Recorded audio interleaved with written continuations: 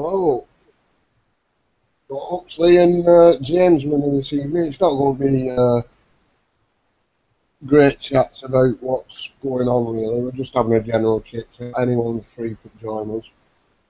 All the better really. Hi Tony, did you get sorted out, mate? I've gone live now, buddy.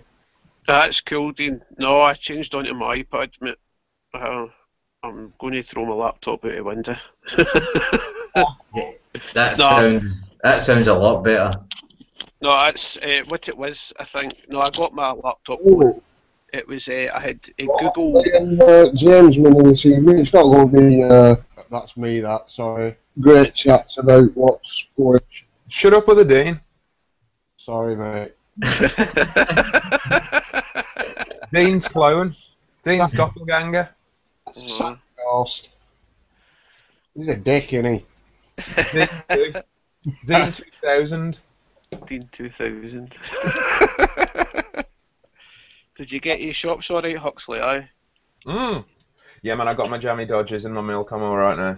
Oh, jammy D's. I like my jammy Dodgers. I like, literally eat maybe 3 or 4 packs a day. I really do. With Aye, milk. I'm partial to a wee jammy D myself. They're pretty tasty. You have it with iron brew, Tony. Actually, I think I'm the only Scotsman that doesn't like iron brew. I've never. I'm very. Well, I used to be a cola man. I liked my. Actually, only like Bars Cola. I don't like Coke or Pepsi.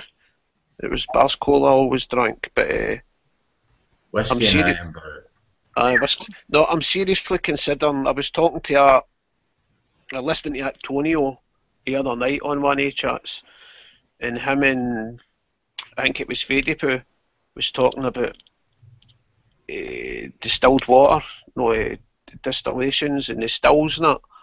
And I'm seriously thinking of getting one because I'm really paranoid about the water we drink. Because I don't know if it's true or not. I never looked into it, but supposedly, see when your urine gets passed into the system, estrogen and hormones and drugs that people take. Yeah. That's a fact, mate. That's a fact. The water filtration systems were never designed to filter out the chemicals that are in it now. That's exactly it, Huxley. Filters that they've got is only down to so many microns, and it can't pick up hormones and stuff like that, so it gets put into water again. That's how there's puberty in Wayne's is slow now. You know what I mean? Like years ago, Wayne's wouldn't hit puberty, they were like 13, 14, 15. You know what I mean? Now it's 6, 7, 8. Yeah. You know what I mean? It's mind blowing, and I think it's just I believe in this Agenda 21 stuff about they're poisoning the food and the water, because see, if it was me, if I was an elite, that's the way I would go. I would poison the food supply and the water supply and get shot of them. You know what I mean? I know it's a careless thing to say, but I was trying to put myself in their position and be as evil as them. And if because I think these people haven't get any empathy at all. If we were walking along the street and like James Slattery, a perfect example. Yeah, a week ago, he was walking through his town, he seen a homeless person, went over and bought him something to eat. So if that was somebody, a royal or somebody or an MP, they would have walked right by that person and totally ignored them. In fact, that person would have probably got to jail for sitting there. If he could, somebody like that, or an MP or a Pope or somebody like that was coming by, they'd probably jail him to get him out of the road. They'd phone the police. Get that unseemly person off the streets. Yep. Everything's just turned upside down. A cruel and a wicked and a corrupt get rewards, and people that you don't necessarily need to do good things, but people that just get on with their life and they work hard and what, and they get shafted constantly. The average person has a worse time now than ever, I think, in this country, don't they? Oh, definitely. I think, God rest her soul, my wee granny, man, she'd be spinning in her grave. You know what I mean? These sort of things. Because she was like, No, she knew where a government family ended and a government started. You know what I mean? And I would have loved to have seen somebody for social services trying to come up and tell my granny, you can't do that with your wains. My granny would have ragdolled her and dragged her down the street. You know what I mean? She would have, but that's just the way. My granny was only about 5'2", and she never. I was brought up with my grannies, and she never ever raised her hand to me. She never had to shout at me. If I was saying, she always says I was an exceptionally good Wayne, mind you. But see, if I was doing anything bad, my granny would just need to give me a look. She wouldn't need to say a word, just give me a look, and I knew I was in for it, know what I mean? And I had respect as well for her. I had respect for elders. See, like, if I'm walking down the street and I see somebody like an old guy, I'll say morning, sir, or morning, mum, know what I mean? That's the sort of daft things that I do, because I just try to be pleasant with everybody and try to get on with everybody. And these elites just cannot, or these politicians, or these ones that go to all these private schools, that sucked right out of him. Togetherness, oneness that we all feel when we're hurt, or we can come together as people thinking the same things and talk about our thoughts, and hopefully other people hearing that might lead to something, are always getting together, making a movement to stop stuff. That's the ultimate goal. But these elites that don't understand it. They're all their own wee separate cliques, whereas we could all come together. We could all come together if we just forgot about hurdles that they throw in front of us, like race, religion, rich, poor. I don't mean rich as in elites, I mean middle class, lower class, that sort of stuff. Mind you, two of them are practically together now, aren't they? Because they've done away with middle class practically. But I just can't fathom how people don't believe when truthers say a mob are corrupt, paedophiles, and there's the proof. And they'll read it and go, that's right. But just let them go. They know what they're doing. You know what I mean? But it's your wains they're fucking, and it's alright. I don't get it. I don't understand it. I think people don't want to understand and get it, like you say about the paedophiles and the file that went missing, and it's like, well, if that's not, blatant enough for you, sort of out of sight, out of mind, sort of thing. We don't want to face them problems, so yeah, exactly. I think that's what a lot of people must be like. That's what I say. That's what I said to you earlier on. It's not happening to them, so they don't give a fucking monkeys. I would actually. Sorry, Huxley, batter on, mate. Well, I was going to say, I remember, I don't know, maybe 7 or 8 years ago, whatever, before I started getting into all this, I remember thinking, well, what was I like? You know what I mean? What was I? Was I one of these people that I look at now and say, well, they're fucking idiots and they don't want to know and stuff? And I don't know. It's a hard question to answer, isn't it? I'd like to think. I'd like to think not, but yeah, we probably all are. We probably were brainwashed. But having found out like a little crumb here and there, it's something I instantly wanted to know about and something I looked at, a lot deeper for a long time. And I think that's the thing, isn't it? That's what you've got to want to do when you hear about it. It's the wee seed, isn't it? It's planting the wee seed. Even if people don't want to hear it, and they might think about it and then they might look it up. Or that's a goal, isn't it, really? That's a goal, just to get people to take that first step. Yeah. I'll tell you what I've found lately. It's when I've been getting the odd Joe taxi. They seem to be switched on a lot more than a general person, if you know what I mean. They seem to be more interested. Taxi drivers get to meet a lot of different people, though, don't they? Which is quite an interesting aspect. They're getting a pure kaleidoscope of opinions constantly. Yeah. So they probably hear it from all angles. What I would really like to say today is, see anybody that worked in the BBC for 1950 odds onwards, I would know it. I don't mean your I suppose even cameramen. I would question every single one of them. I don't care how many thousand it is. I would question every one of them and explain to them right away. see if you know something about child abuse or anything, a grooming, paedophilia, anything at all, and you don't tell us, in a month's time, if somebody else tells us and you were involved, you're going to get fucking hammered. And I would make sure, even if it was at least the slightest thing, if somebody knew something and didn't report it, I would hold them just as guilty as the ones that was doing it. They've paid all these people in BBC Well, millions of pounds in disclosure, non-disclosure contracts. Non-disclosure contracts. These contracts aren't worth the fucking paper they're wrote on. Know what I mean? Know, but these people. It's a fear. I'll go to jail if I say it. I suppose it's if you've got wains in that, you've got to. It's easy for single guys in that to say, no, stand up and don't be backed into a corner with these people and blah blah blah. But if you've got family in that, you can't just think of yourself, no. No. Well, in an ideal world, it would be good to say, well, I'm going to stand up, and if that's the price my family's got to pay, well, that's the price we'll pay. In an ideal world, and it would need to be a bundle of them.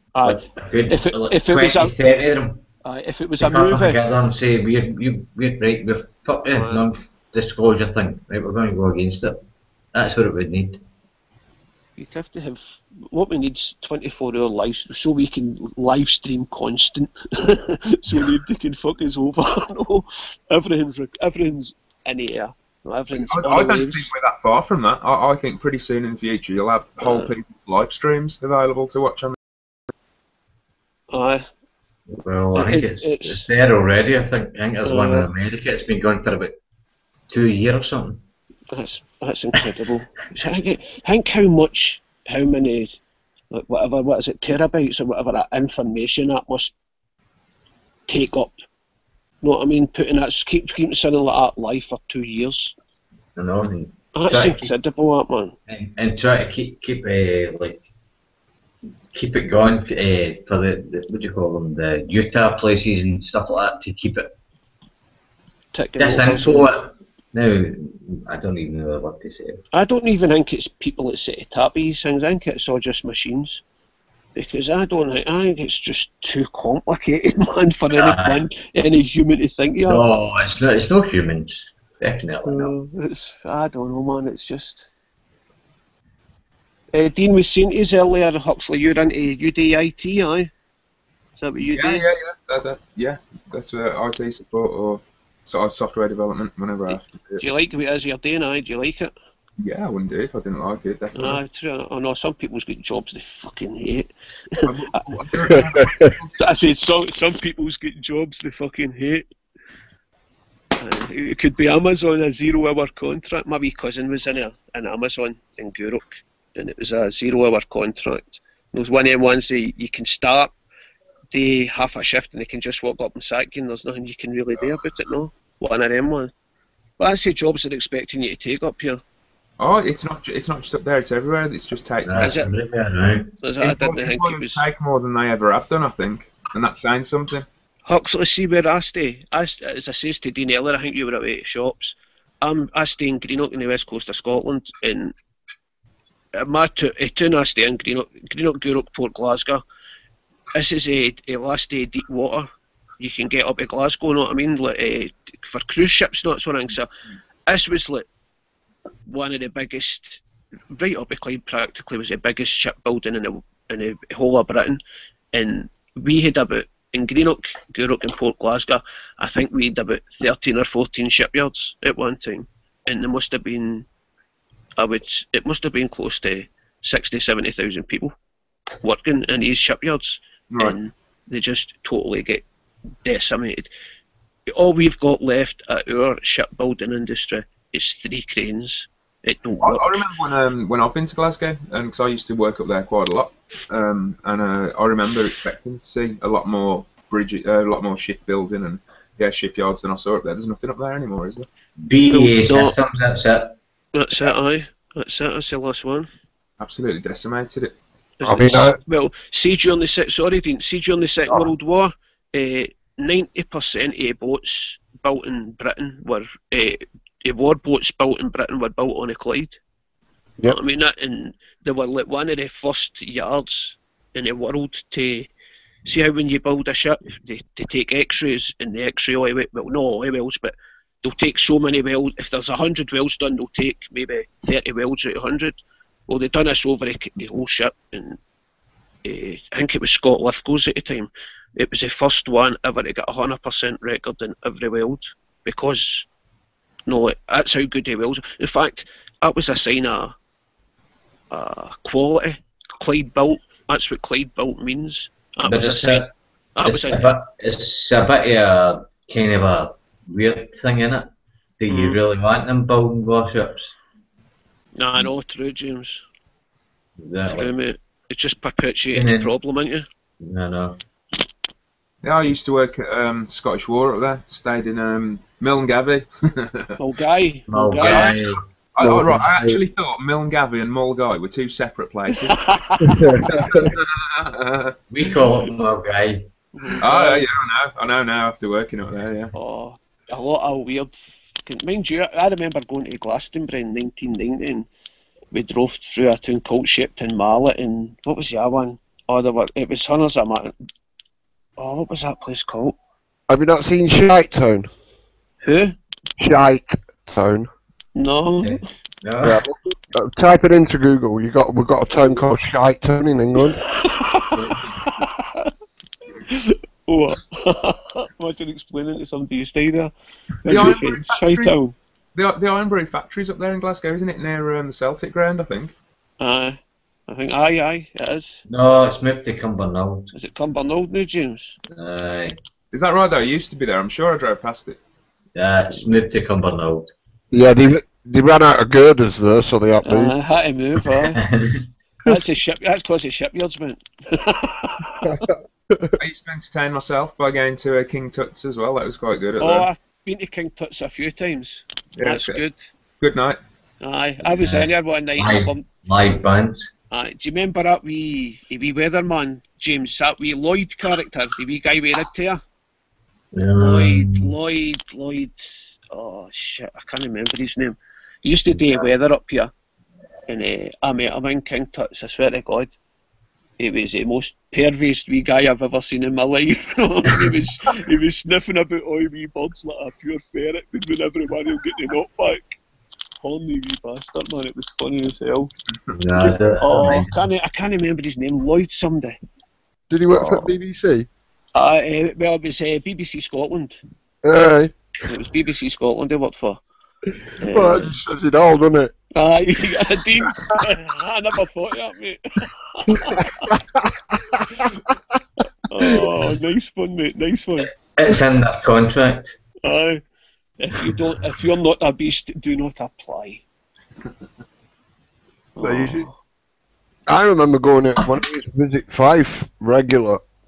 It was, oh Jesus fucking Christ! I've got a monster of a spider sat in corner room.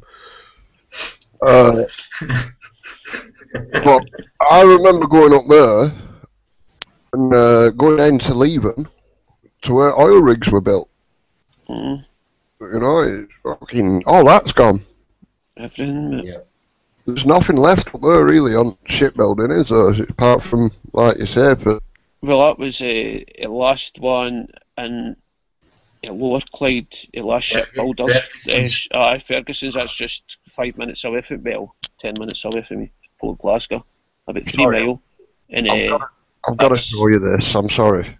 I've got a mouse with 8 legs here.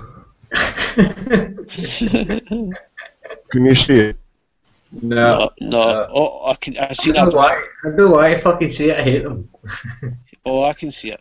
That's a spider, man.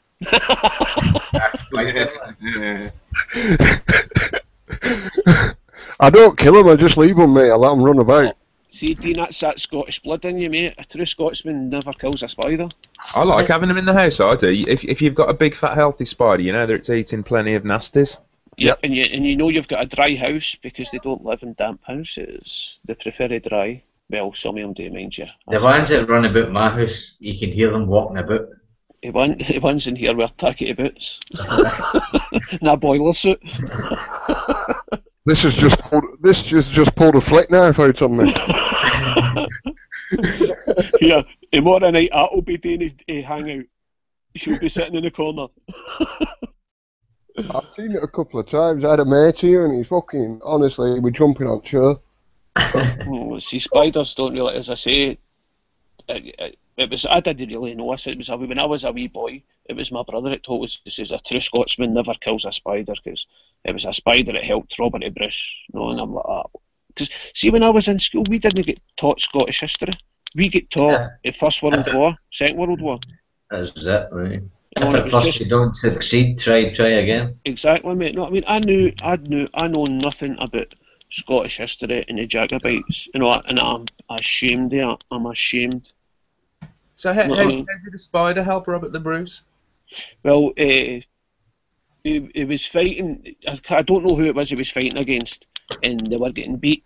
And he went into a cave, and he was sitting there trying to work out what am I going to do. And he seen a spider, and it was building a web, and the rain kept on coming in and breaking the web, and the wee spider kept on building the web, and it kept on doing it to actually got the web sorted, and he got put into his head.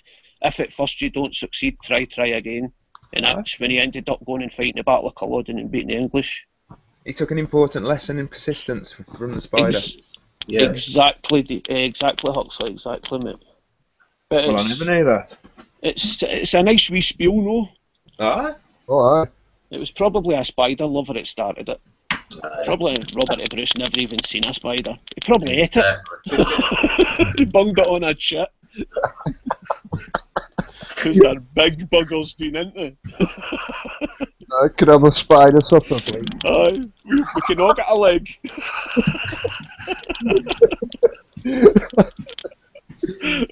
I tell you, honestly, that's the first thing I do, me, when I get up there. Right for an haggis supper, man. Oh, I like haggis. Haggis is nice. I can eat it, especially now they've gone back to the original recipe as well. Oh, it got banned. I think they stopped. America stopped importing it because it was. They says it was because it was a sheep's stomach and all that sort of stuff. They were like, no, you can't do that.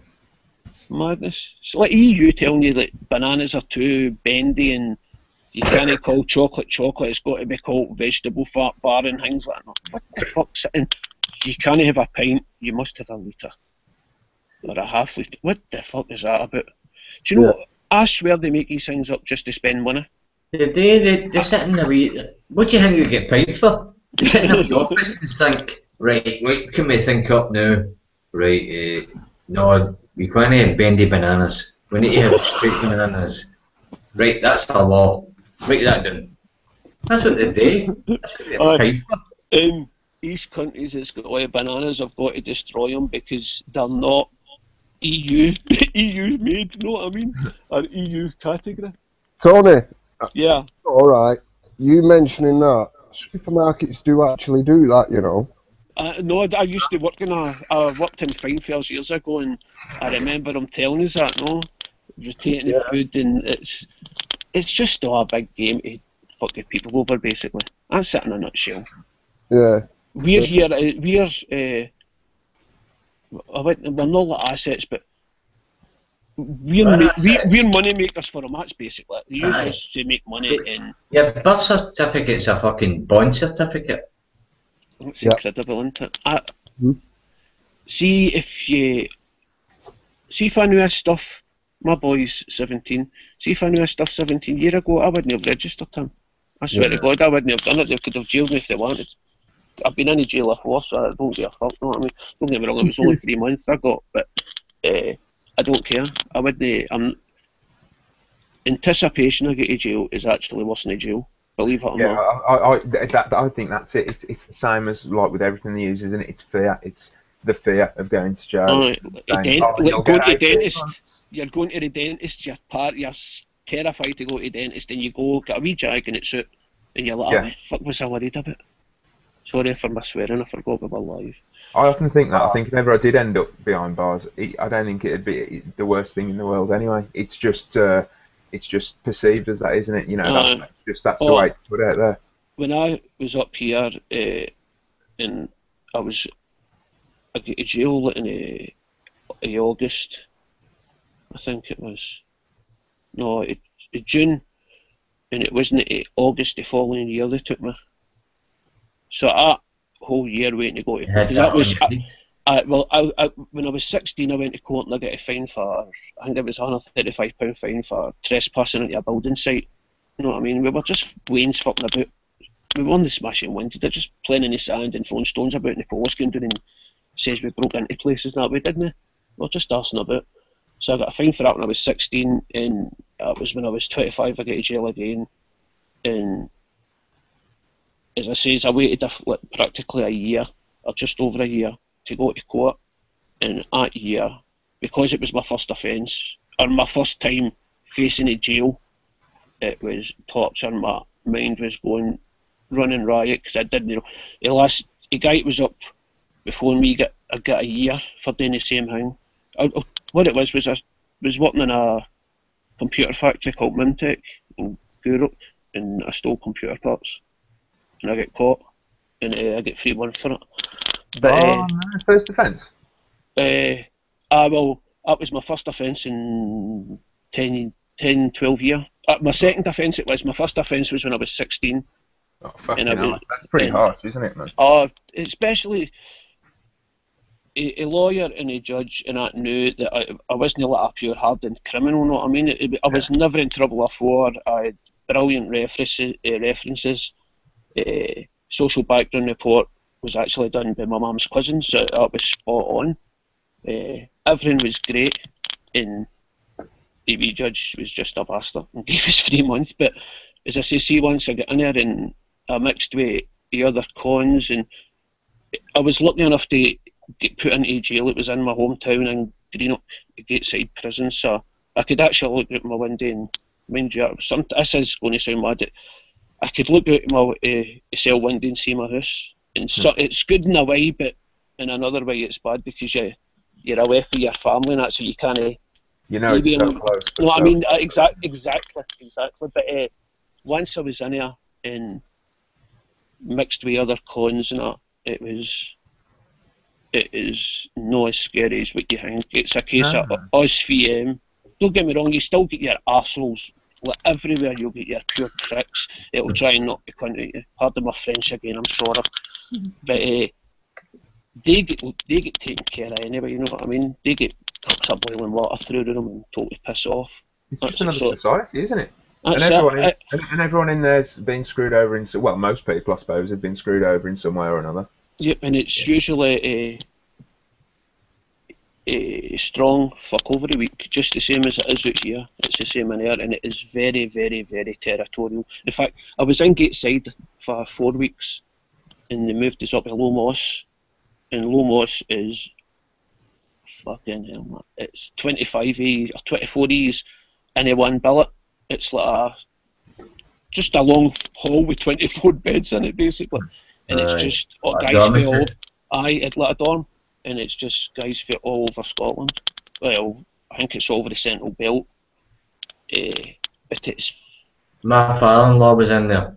It is so territorial, James, know what I mean? See if you're... For, what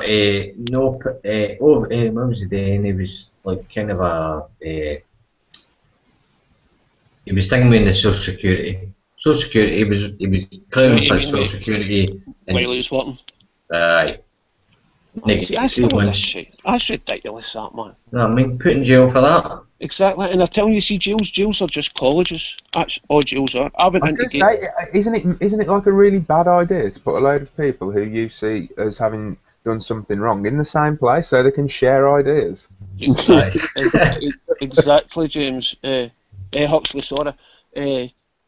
As I say, that was only my second offence. I wouldn't say I was a hardened criminal. I was just a young guy, seen other people doing shit, and I done it and I got caught. It wasn't as if I was at it for 5 years. I'll be honest with you, I was brought up in a good family, and when my family found out what happened to me, they were totally disgusted with me, you know what I mean? And I was ashamed, and that was enough for me, and I've never been in trouble since, you know what I mean? And that's over 20 years ago. And but anybody that's threatened with jail, I would say, the only people that need to fear of jail is paedophiles and rapists and granny bashers. Well, they get sorted out in jail anyway, don't they? Oh, definitely. I knew a few boys that And they ex-cops. it was actually, I think, I'm not sure if it was one of the Bluebell murderers. This was two guys, and I think they're from Glasgow, and they took their stepsister into a forest and raped her and murdered her. And they were in a Gateside, and I get told that they get set about it, and allegedly, is a story I heard, that the screws just turned round and walked away. They didn't want nothing to do with it. And that's the way it should be. Ex-cops and grasses as well. And But that's another thing, you know. See these fucking paedophiles like Stuart Hall and that. Why are they in cushy jails? I don't know where they put Stuart Hall. See, if I was to rape a man, I would be through into Gateside or Peterhead. Shorts or whatever. Peterhead, aye. You know what I mean? The pure maximum security. Aye. As soon as that door opens in the morning, mate, you're dead. Sort of jail. They go to open prisons. Aye, you know what I mean? Go to open prisons and they get their other mod cons that they need. Yeah. You know what I mean? They can buy whatever they want. That's not a punishment. That's a holiday. TVs, PlayStations, everything they want in the bill. That's it. You're actually better off getting to jail because you'd be looked after. I've had quite a few friends that have turned around and said, I'm not asked about it. You know, like whole tax, things like that. Saying, you're in a better position going inside. At least you've got a bed, you've got 3 meals. And a roof over your head, Yeah. No, man, it's just used as a stick, isn't it, to beat you over the head with, and people go, oh shit, I don't want to go to jail, so they comply. That's what it's all about, isn't it? See, I think this is how all these get out of debt free and like the stuff Tony Meakin's doing. I think that's why that's all working, because there's more and more people now getting less and less, and like me, I've got nothing, so I don't care what they do to me. As long as they don't hurt my son, my 2 brothers and my mother, I don't give a fuck. You know what I mean? Throw me in jail, I don't care. That's the way you can throw your your threats at me all you want, I don't care, I'll do it. You know what I mean? Fuck them. I better stop swearing. It's right, mate, don't fucking worry. No. What are you fucking worrying about, you fucking madman? We'll have to get a swear box and donate it all to charity. Or we could donate it to Charlie Veach. Yeah, he'd love that. Because he wants £40 an hour to, what was it? We can infiltrate groups. Did you see Stephen Amman's post he put up earlier? No, he said what? It was something that he's got a website and he's working for a sort of PR mob, and it's something along you can hire him for you can hire him for £40 an hour. £40 an hour, cheeky bastard. And it's I'm not sure, mate, I can make up, but I'm sure it was along the lines, we can infiltrate groups and we can steer them the way you want, sort of thing. No, like government and Big Brother, if you need me, I'm here. Yeah. I'll go into this group, wear a mask on and kid on, I'm this person, and I'll do this and I'll do that. But Stephen Amman, him, it does all BBC paedophile stuff. He's great, isn't it? The bag people. Long live the bag people. I done one of them videos and all. Have you know? I'm not going to stickers, no, stick them on the bus shelters. I like Angry Bag the best. Oh, no, I like that bag. I like that bag. That bag's man. But it's amazing the amount of people it's watching them videos and thumbs up them and joining on. Know what I mean? It's brilliant. Yeah, it's fantastic, man. The bag people are growing. Have you noticed with Veach over the last 6 or 7 weeks, everybody's been attacking him? Oh, Yeah, he's been taking his pro-Israeli stance, hasn't he? What happened? Somebody posted a few weeks ago, probably about 6, maybe 7 weeks ago, somebody posted a link, bigging him up and all that. I thought, fuck this. So I went and hunted down as many videos as I can that were proving him wrong and proving him a shell and a wanker, and he didn't give a fuck what he did about anybody and who he hit and all that shit. So I just posted them all underneath. And then all of a sudden, all I seen was loads of people just proper attacking him. I'm like, I said to around to my mate, I said, that's how you do it. Just wait for the right time and drop links. You know what I mean? Drop links for wake people up who they're actually fucking following. A dirty beast. What Charlie... Sorry, batter on Huxley. It's alright, mate. Go on, Karen.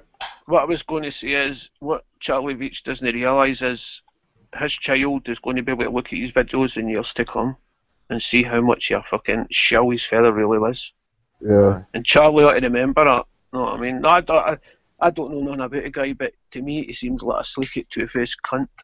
Yeah, But just a fame whore. He's a vicious two-faced cunt. But I mean that in the best possible way. when I seen that on, when I seen them on that BBC video, the conspiracy thing, I went, is he having a fucking laugh? He just switched like that. I was like, oh, nah. Yeah, but did you see the counterpart of that? Did you not see the counterpart, what he did in America? No. No, I never seen that. He told a totally different fucking story. Totally different than what he told to the BBC. No, I've never seen that. I'll see if I can find it.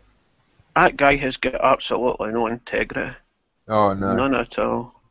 No. I hate the way he puts the his fucking bank details, account number and sort code in the description of his videos, just in case you want to donate. That's what he was saying, Huxley, as well. That's what Stephen was getting at, and he was like, Charlie put up on his webpage or on his video, I really, really need your donations, folks. So I'll be grateful for any you can give me. And Stephen's like, Stephen Aman's like, is that you begging now for help? Give him at pure time. But it's one of Stephen Aman's last couple of videos. His last 4 or 5, in fact, has been really bamming Charlie up. Oh, he's ripped him another arse. Oh, but he deserves it. If there's nobody more deserving than Charlie Veach arse ripping. I don't know how that guy can do. I wouldn't be able to sleep if I'd done half his shit that guy done. Oh, yeah. He's shameless, isn't he? He's totally shameless. I like to think that I'm an easygoing guy and I try to give everybody a fair crack. And don't get me wrong, there's times that I fly right off a honor when I bite and I jump too quick. But if I did that, I'm the first one to apologise. But I just don't know how they can twist and turn and sell themselves so cheap. I don't understand it. Is their integrity not worth more than that? They don't give a I think, right, he actually believes in himself that he's somehow changing the world or some shit. That's what I think. I think he really believes that. He thinks he's his own Jesus Christ. Yeah, yeah. Did you not? He's a proper narcissist. He really is. Did you not see what he said to Steve Spy? He says, you're only getting so many hits on your video because you've got a star like me on it. Is that the one the guy was in a town centre and stuck the camera right in his face? Yeah. I did see that, that's right, I did see that one, Dean. Yeah, he's he's too full of himself, man. But I liked to see that boy was doing a video, it was actually videoing Charlie. Yeah. He was brilliant because that Charlie was trying to aggravate him and the boy just wasn't taking any of it. He wasn't biting. He just kept on. He just kept on laughing and smiling and that Charlie was raging. Yeah, Steve's. I think I'm not sure. I might be getting mixed up here, but I'm sure Steve's the doctor that got done for drink driving while he was walking. What? Yeah. Drink driving while he was walking. Yeah. That's weird, man. That's the first I've heard I've been drunk and charged a bike and things like that, but I've never. That's. I'll just find that Veach one. If you go into Google, you'll find the Veach one. I'll just drop onto this Steve Spy one. It was all over BBC News and everything. That's madness, isn't it? You're doing him for drink driving while I was walking. That doesn't make sense. Do you know what's the saddest thing? These laws don't make sense. You know what I mean? You can go in and plead your case and you can be 98% in the right and they can just pick out one wee toted daft thing and spin it on you. Yeah, and you're fucked. So. That's how, see if there's any advice I can give you about it. I'm not great with Polish, but one thing I have picked up on is say nothing. If they ask you your name, do not give them your name, do not give them your address. If they ask if they can search you, do not even answer them. Do not acknowledge anything. That's the only advice I would use, because see, once you start opening up to them, that's when they fuck you over. Oh yeah, never believe that they're your friend or that they're just having a nice little chit chat or friendly little chit chat. They'll use that against you Last year I in a was, flash. sorry, Huxley, last year me and my mate me and my mate got up about 7, 8 o'clock and we walked into shops and get the rolls and the papers. Or he gets the papers, I just get my rolls. And we were walking back up the road and two uniformed police in a unmarked car drove by us and they slowed down when they seen it to us and they smiled at it to us. So we looked over, we seen them and we just sort of gave them a aye right, heard it, and they drove up, turned around, came round, stopped us, asked if they can search us, and I says, am I under any obligation to let you search me? He's like, no. I says, well, I don't want searched. Then he's like, right, well, I'm going to search you under the Misuse of Drugs Act. Oh. And I was like, what do you mean? He's like, I think you might have been under influence of drugs. I says, well, if you think I'm under influence of drugs, why did you not say that in the first place? Misuse of Drugs Act, I'm going to say, instead of asking me voluntary. Because if you think I'm under drugs, you wouldn't need a voluntary. You wouldn't need me to give you okay. I'm under the influence of drugs, so search me. But I wasn't, you know what I mean? I'm just saying that's the way it should be. So. Of course, yeah, but it's if they want to, if say you're being in their eyes belligerent, they'll just come out with, oh well, in that case, I believe this under section this and this, and they can do whatever the fucking like, basically. I mean, like they once they searched me because they thought I'd got drugs on me. Searched the car, yeah, didn't find anything, I didn't have anything, and he was like, okay, well, because I haven't found anything, and I believe it's still on you. You know, coming down to the station, whereupon I got my prints taken, my DNA strip searched. That's fucking. That's abuse. That's I never found anything. I didn't have anything on me. I fully believe it's just because I was being, in his eyes, belligerent. Being profiled, mate. You're not wearing a shirt and a tie, and you've not got a briefcase. You know what I mean? They're profiling you. That's all it is. You're a young guy who might not be fitting their idea of what a young man should look like. You know what I mean? Well, in fact, it wasn't just me, it was me and the missus as well, just to make things worse. They took her and searched her as well. Well, see, after them guys, after the two police were going to search, or they did search me, he went through my rucksack. He was going through my rucksack, and he's like, where are you going? And I was like, college. And he's like, what is it you're studying? And I was like, law. You've seen his face. Shut himself. But he searched us and he went through my wallet and that and gave us it back. I've got my wallet on a chain, so he sort of took it, looked at it, put it back in my pocket, pulled his wee book out and done that. Right, what's your name? And I done that. I'm not telling you my name. And he done that. Well, see, if you don't tell me your name, I'm just going to go through your wallet again and take your bank card out and take your name off that. And I was like, are you authorised to do that? And he's like, I can do what I want.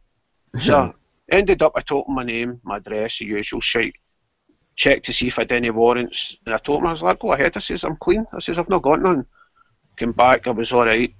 So he's like, right. I was like, can I go? And he's like, I batter on. In fact, I didn't video that one. The following day, exact same thing again, going down to get the papers. Same police, same time, same spot, stopped us again. Searched us, went through the same shit. Can I have your name, please? I was like, you know my fucking name.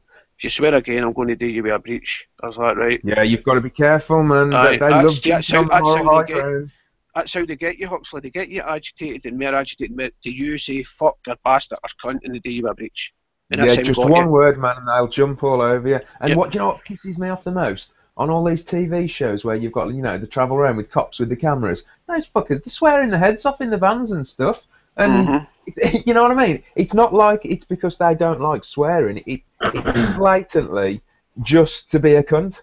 No, it's just a finger you. It's just they can't get you one way, so they'll use that swear word as a way to get you. It's a tool to fucking jail you. And that's really all it is. It's disgusting. So the second day, as I say, he stopped us, he searched us, never found it. In fact, I had a penknife on me, and it was. The two of them were quite young. They were younger than me. I'm 46.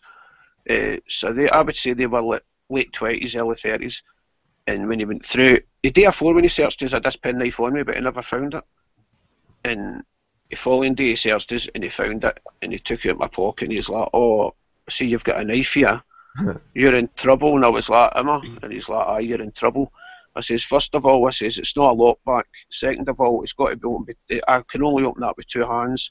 Third of all, it's under 3 inches. The blade's under 3 inches. I says, so it's legal. I says, that's UK legal. You can't do nothing about it.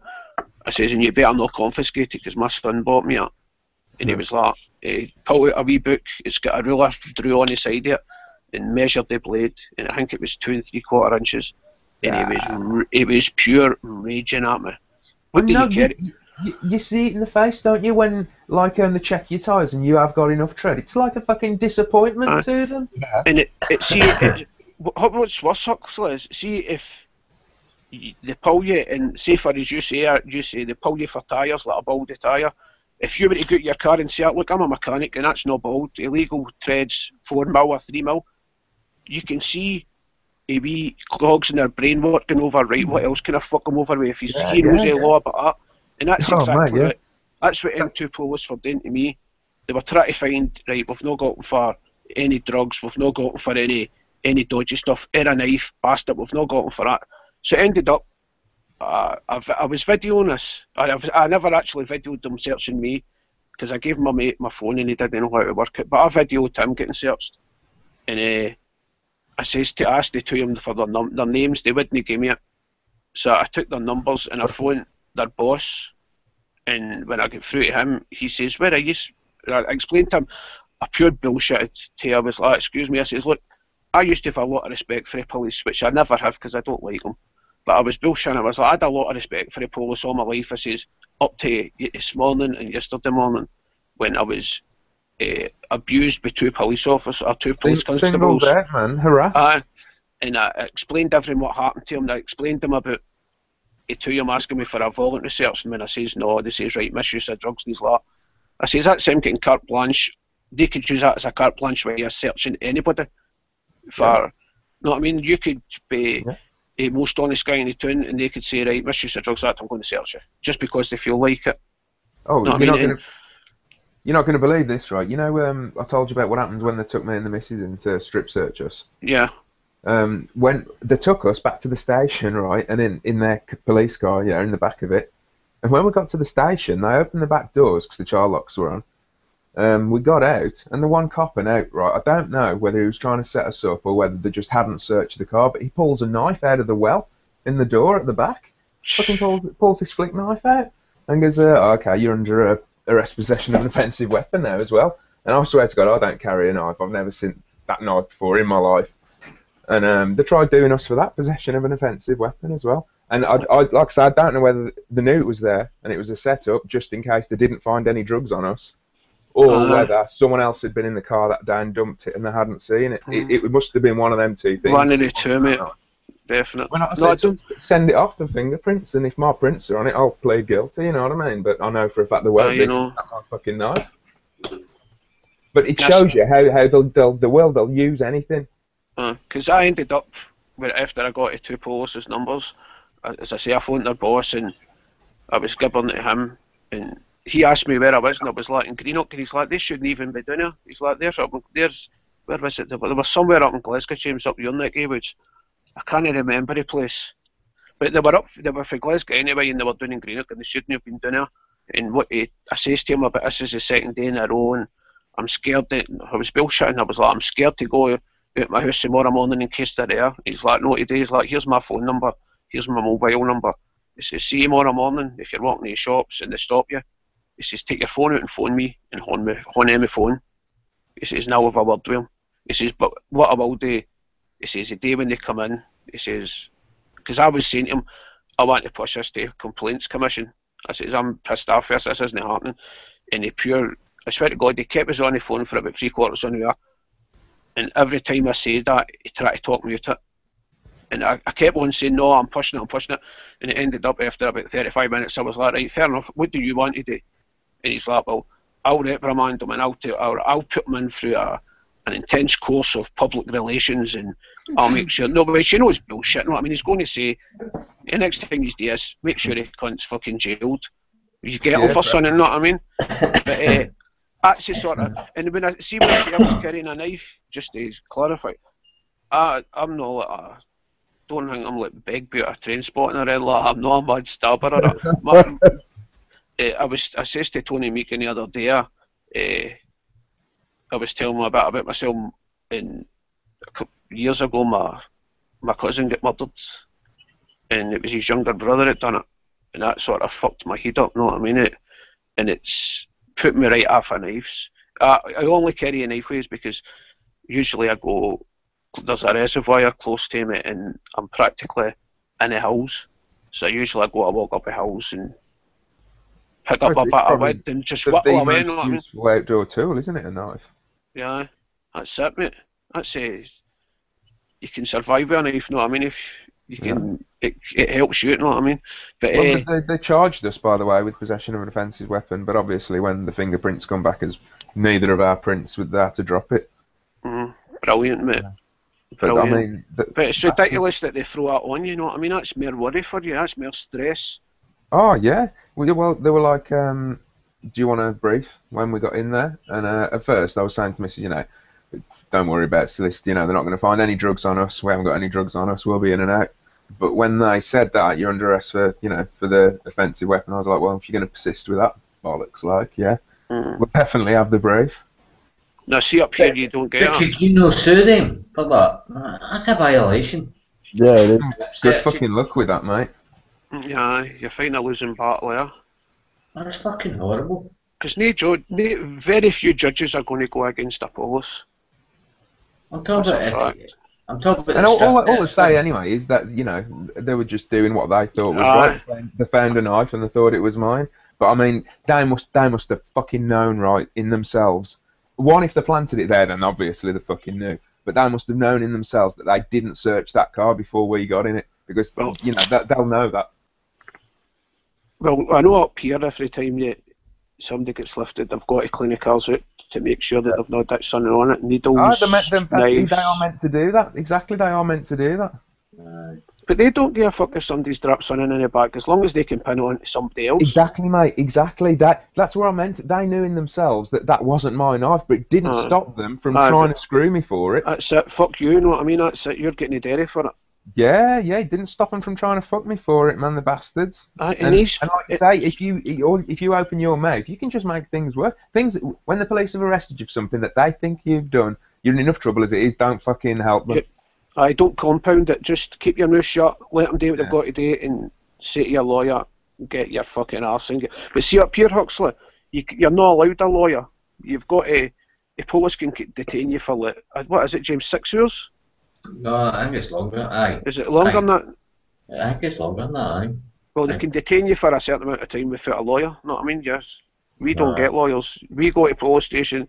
It used to be the police had 6 years. And inside that 6 years, they had to be. I mean, charge you with something. No, they they allowed to interview you without offering you free legal advice, or without having a lawyer with you. Aye, no, they don't need to offer you help here. No, I didn't know they could interview you without a solicitor present. If that was, you know, if you didn't want that. No, they can do what they want. And as I say, they take you in and they keep you for 6 years to question you.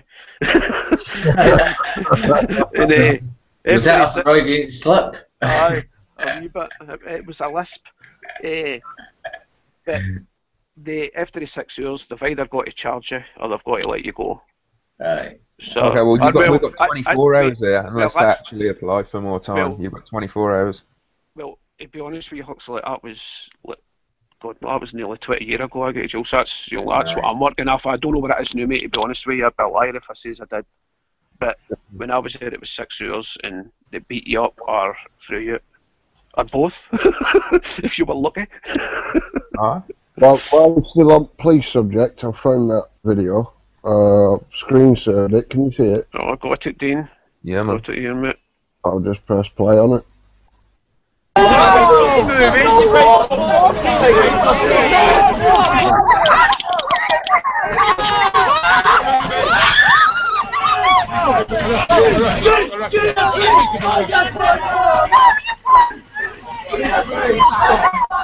Stuffs, man.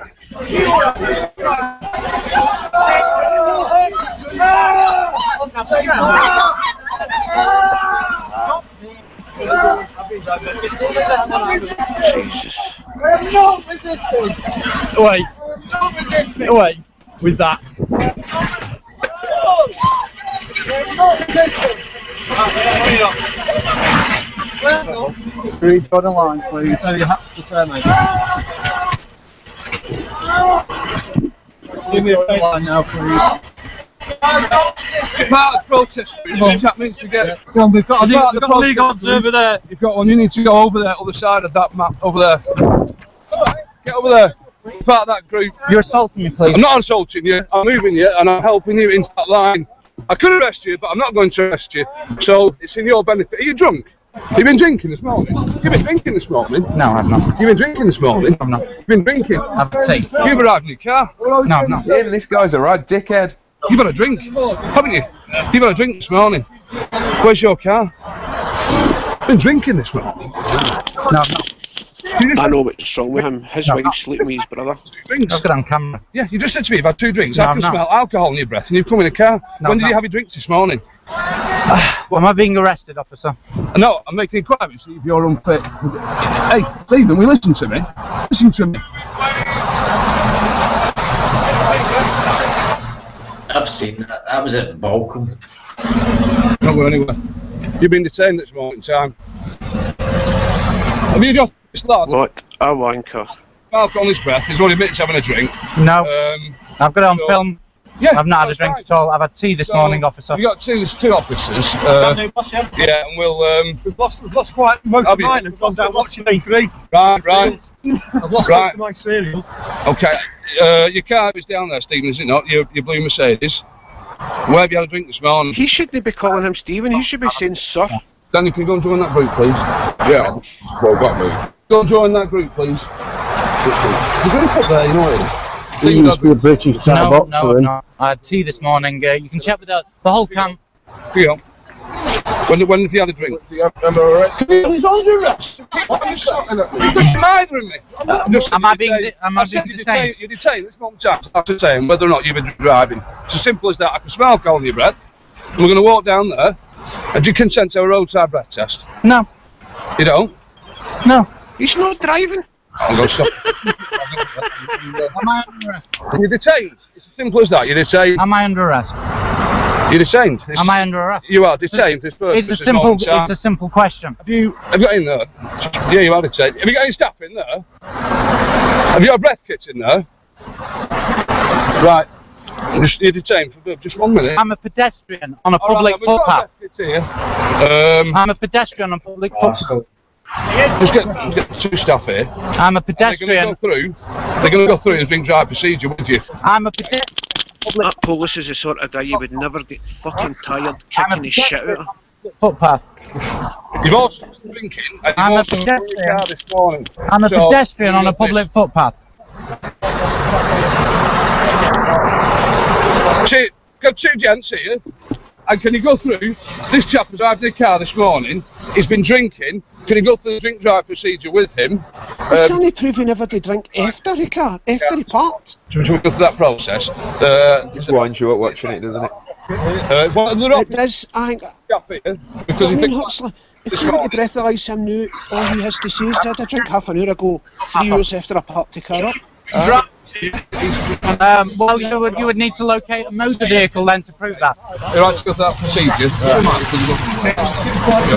So I'm going to carry out a roadside breathalyzer procedure. I've not been driving, officer, so no reason to. Well, you have.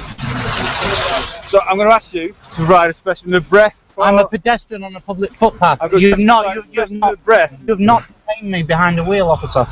You don't have to be behind the wheel. If we suspect you've been driving whilst drinking, This moment in time, we're only asking you to provide a specimen. What for? I'm not You're driving. not under arrest. If you refuse to provide a specimen of breath, you will be arrested. you You will be will provide a arrested. It is specimen an of breath. offence to refuse to provide. Do you consent to provide a specimen of breath I for do not analysis? consent. Okay, you do not consent. Just confirm that. I do not consent. not- I'm going to ask you again that 6698. I do not 6698. consent because I am not driving. I'm on a public footpath. you don't need to be driving. The suspicion you've driven here while under the influence of alcohol. You're required to provide a specimen. I'm on a public footpath. I'm being detained Highway. unlawfully. It's a highway. It's a public footpath. Okay. There are signs at the top of the road I can point out to you. Are you going to provide a specimen of breath? I am not driving. Are you going to provide a specimen of breath analysis? I am not driving. Failure to provide a specimen of breath will render you liable to. My God, they're like robots, aren't they? I'm not driving. I'm not committing any kind of offence. That's all I would have kept saying.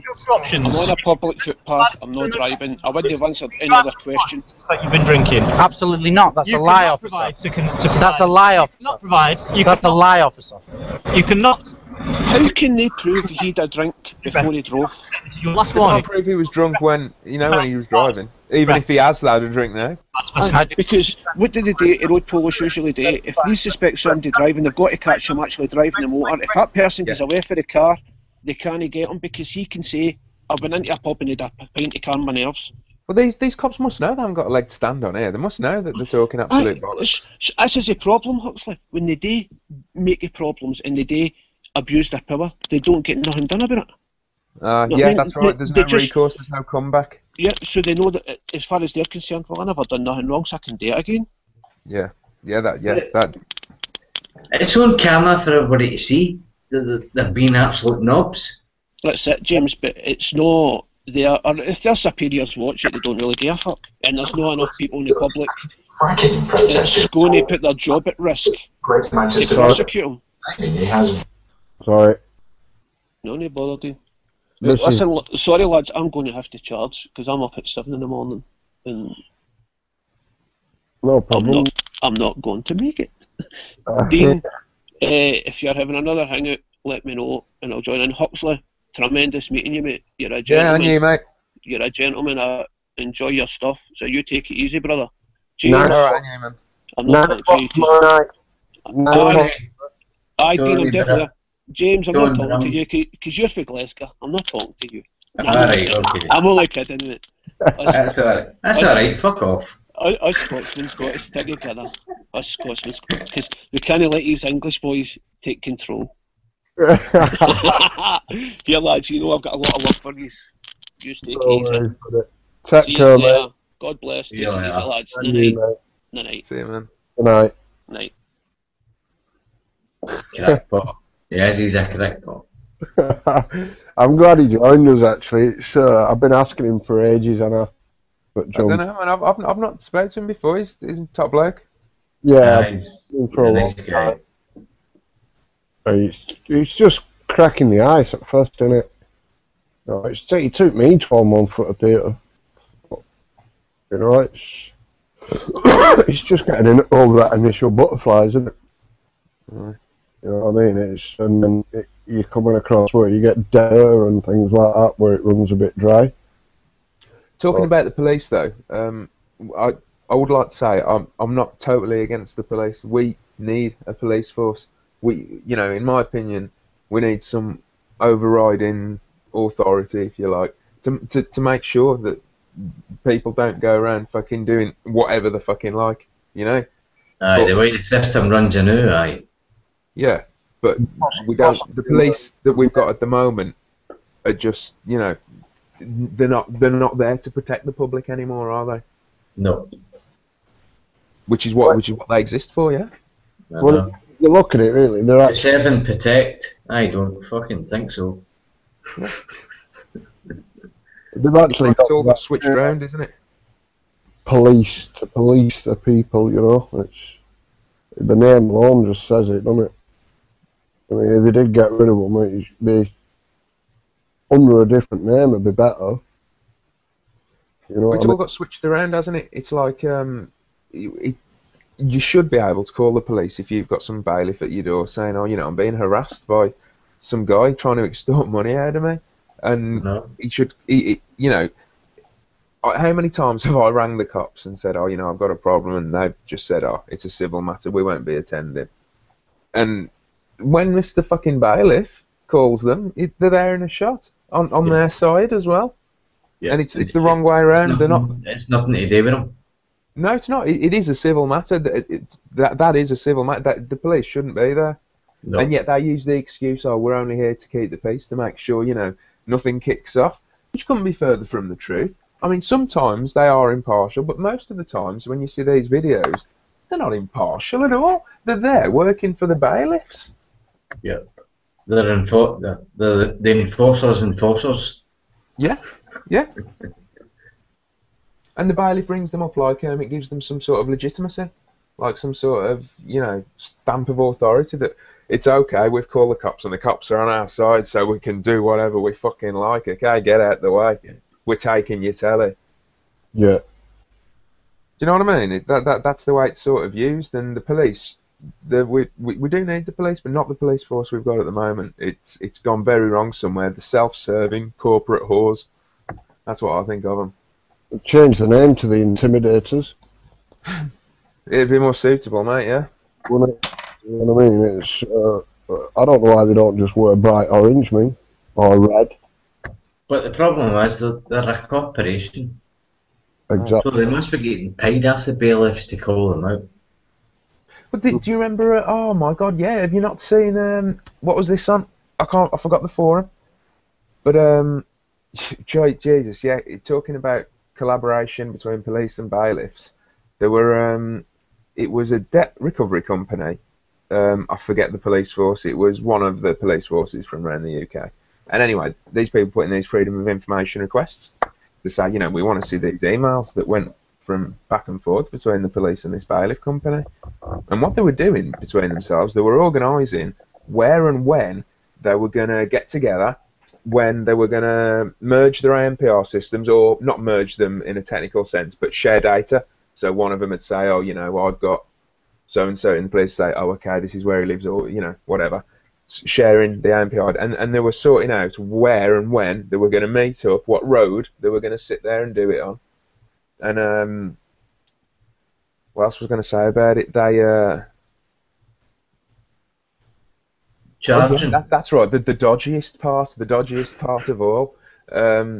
The bailiffs it was like a negotiation in these emails as well, going back and forth with the bailiffs saying, well, how much are we going to give you basically for helping us out? And I think 15% was the figure.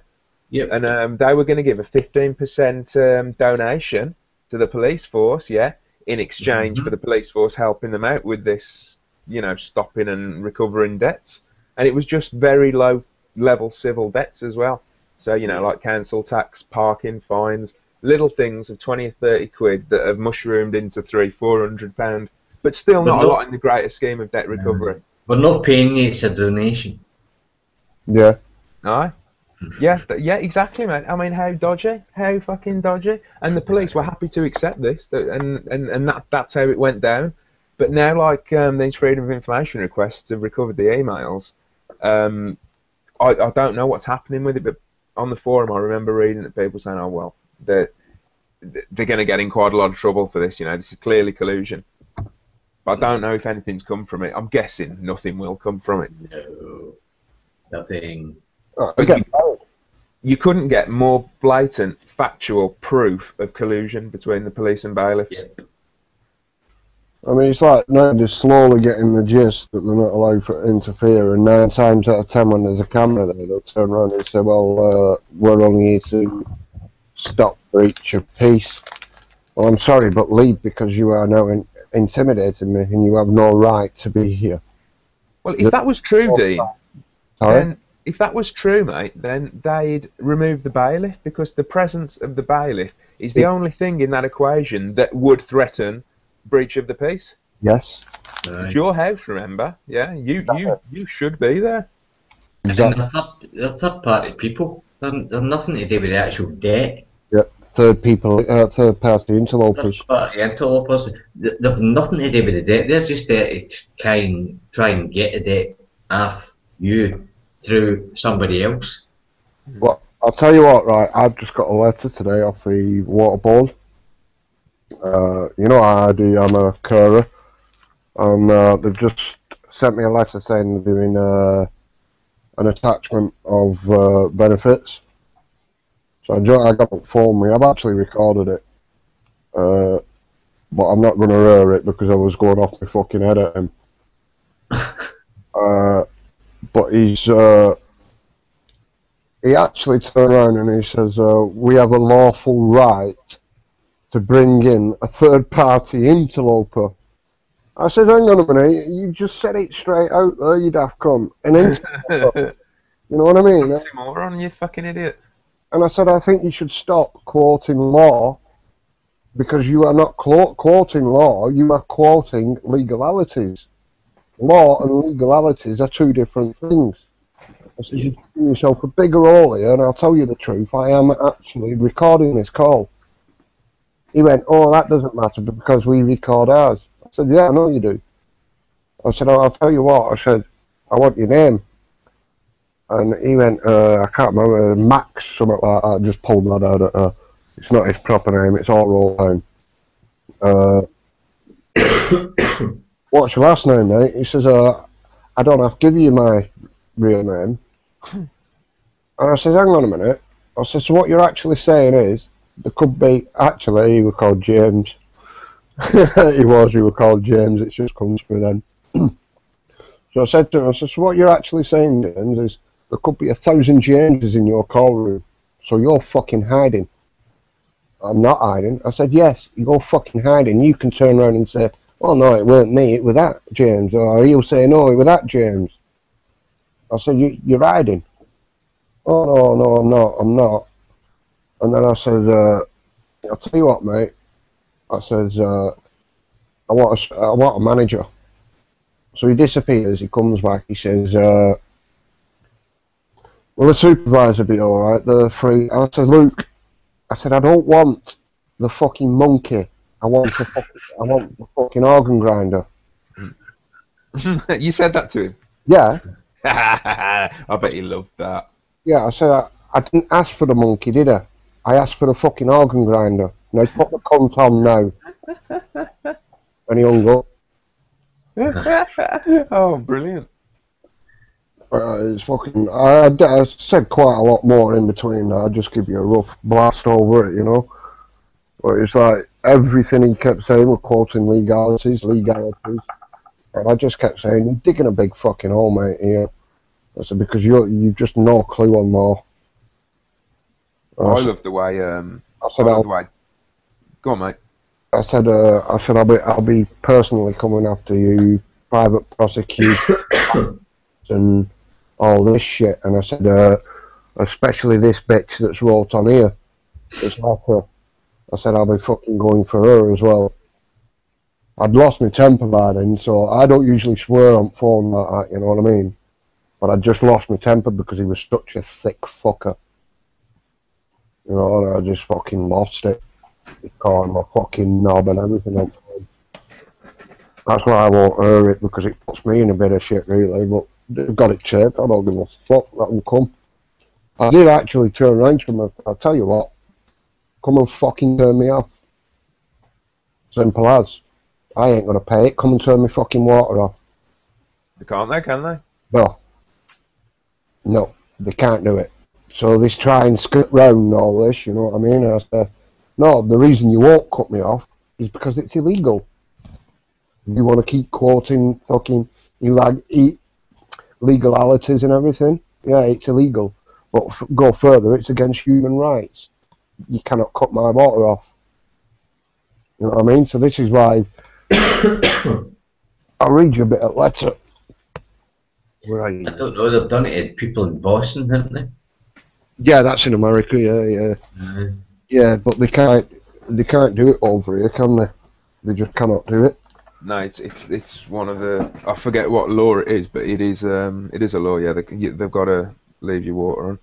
Yeah, we have applied to the Department of Work and Pensions for you to pay your water service charges direct from your benefit. Cheeky bastards! Oh, when you said that, Dean, I didn't know you meant that they're going to garnish your benefits and just take it before you get it. Aye, that's what they do. Aye. They up here with the council tax. Take it straight off your benefits if you're not paying them. I had a fine once that I fucking paid. Yeah, and I'll tell you in a bit. Carry on, Dave. Right. Benefit through Water Direct Scheme. The Department of Work and Pensions is authorised to make these deductions without your consent. Mm-hmm. Yeah, we think you would benefit from the Water Direct Scheme as your water services charges are in arrears. The scheme is designed to help you as it reduces the need for you to manage your water payments, and so it can make it easier for you to budget. They're helping you. If you are accepted onto this scheme, the Department for Work and Pensions will notify us and you of the amount they decide to deduct from your benefit. This amount will be included on your ongoing charges and a fixed contribution towards your arrears, which is set by the government. Please be aware that we also share information about your payment behaviour with a credit reference agency. For more information, please see fucking Knotted Duties. Nice little threat slipped in at the end there, I noticed. You know what I mean? It's blackmail. Yeah, it's extortion, mate. Downright blackmail, and We will fuck your credit rating up. Who cares? That's it. You see, I've never had a credit card since we're 18. I got it, I used it, paid it off, and cut it up. Yeah, I've never got one. I'm not in debt. I've got a perfect credit rate because I don't do credit. I use cash all the time, unless I'm ordering off eBay. That's the thing. If you don't give a shit about your credit rating, then those sort of threats don't matter. Well, exactly. I don't really give a shit about a credit rating because I don't want credit.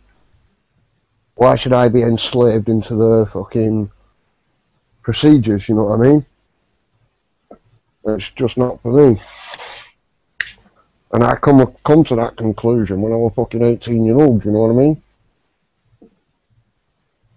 I wish I'd have come to that conclusion when I was 18. It took me about 10 years ago, so I was probably about 25. Took me about 5 years ago to realise any of this shit. I suppose the important thing is we've got here in the end, don't we? Exactly, yeah. If you hadn't got it here, you won't be sat here talking to us. Yeah, exactly. Yeah. There's always a pot of gold at the end of the rainbow, or a silver lining in every crowd. We're so caring, aren't they? How in what world can us taking your money be good for you? I You know what I mean? Look. We're going to take your money, and it's not. Don't worry, we're helping you out. You don't. What is it they're saying there? Because you don't have to worry about your water payment management or some shit like that. Yeah. Yeah. Okay. Well. Yeah. I don't worry about it now. Thank you very much. Don't worry about it now. But by us taking money out of that means you can't pay other bills. So now exactly. You're into debt because you can't pay other bills. Because we pay it, we can take it away again. Like it's pure double speak. Yeah. The fine, right? You've let no me tell you choice about whether the to say fine. no, you're not taking it. Right, I had this fine. What was it for now?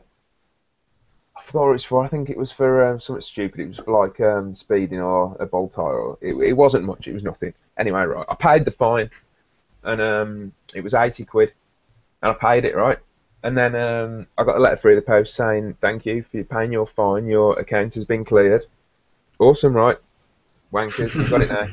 And then about 6 months later, right, I get these fucking threatening letters through from the court saying you haven't paid this fine, you know, a fucking distress order, is it? Or a collection order, or something like that. I can't. It's been put out because, you know, you owe this money and you haven't paid. And I said to him, I rang them up, the court, who'd issued it, and said, oh, hold on, I have bloody paid the fine. I've got the letter here saying you've paid it, thanks for paying it. It actually says in that letter, you will not hear anything else about this matter. And I said, look, I've actually got this letter here. And she's like, oh, well, nothing to do with me, nothing to do with me. You're going to have to go to. And it was, I had to jump through about 6 different offices, yeah. And it took, right, it probably took about 3 months to get sorted, yeah. And throughout the whole of that time, I was getting more threatening letters. First there was a collection order issued, then there was a warrant issued, and then finally they did what you were talking about, Dean. they said, okay, what we're going to do, we're going to take the money automatically out your benefits before you get them. And this fucking happened, and I was so pissed off, because I'd been on the phone and emailing and trying to get this shit sorted out for about 2.5 months by this point. And then the fuckers take the money before I even get it. And I'm like, for fuck's sake, I've paid this fine. I've got the fucking proof that I've paid this fine. And yet, somehow, this shit is still going on. And it took fucking ages, mate. It was such a pain in the arse. In the end, right, they did write it off. If I say write it off, I'd fucking paid it once. In the end, they wrote it off and gave me the money back that they'd automatically taken. But if I hadn't have had any benefits to take, yeah, they'd have issued a warrant for my arrest at that point. Yeah. And so I could have found myself in a prison cell for a fine that I'd fucking paid. And we live in a world where that can happen. So what's all that about, man? I watch. I'm subscribed to a guy called John Patterson. Don't know if you've heard of him. And Professor George Lees.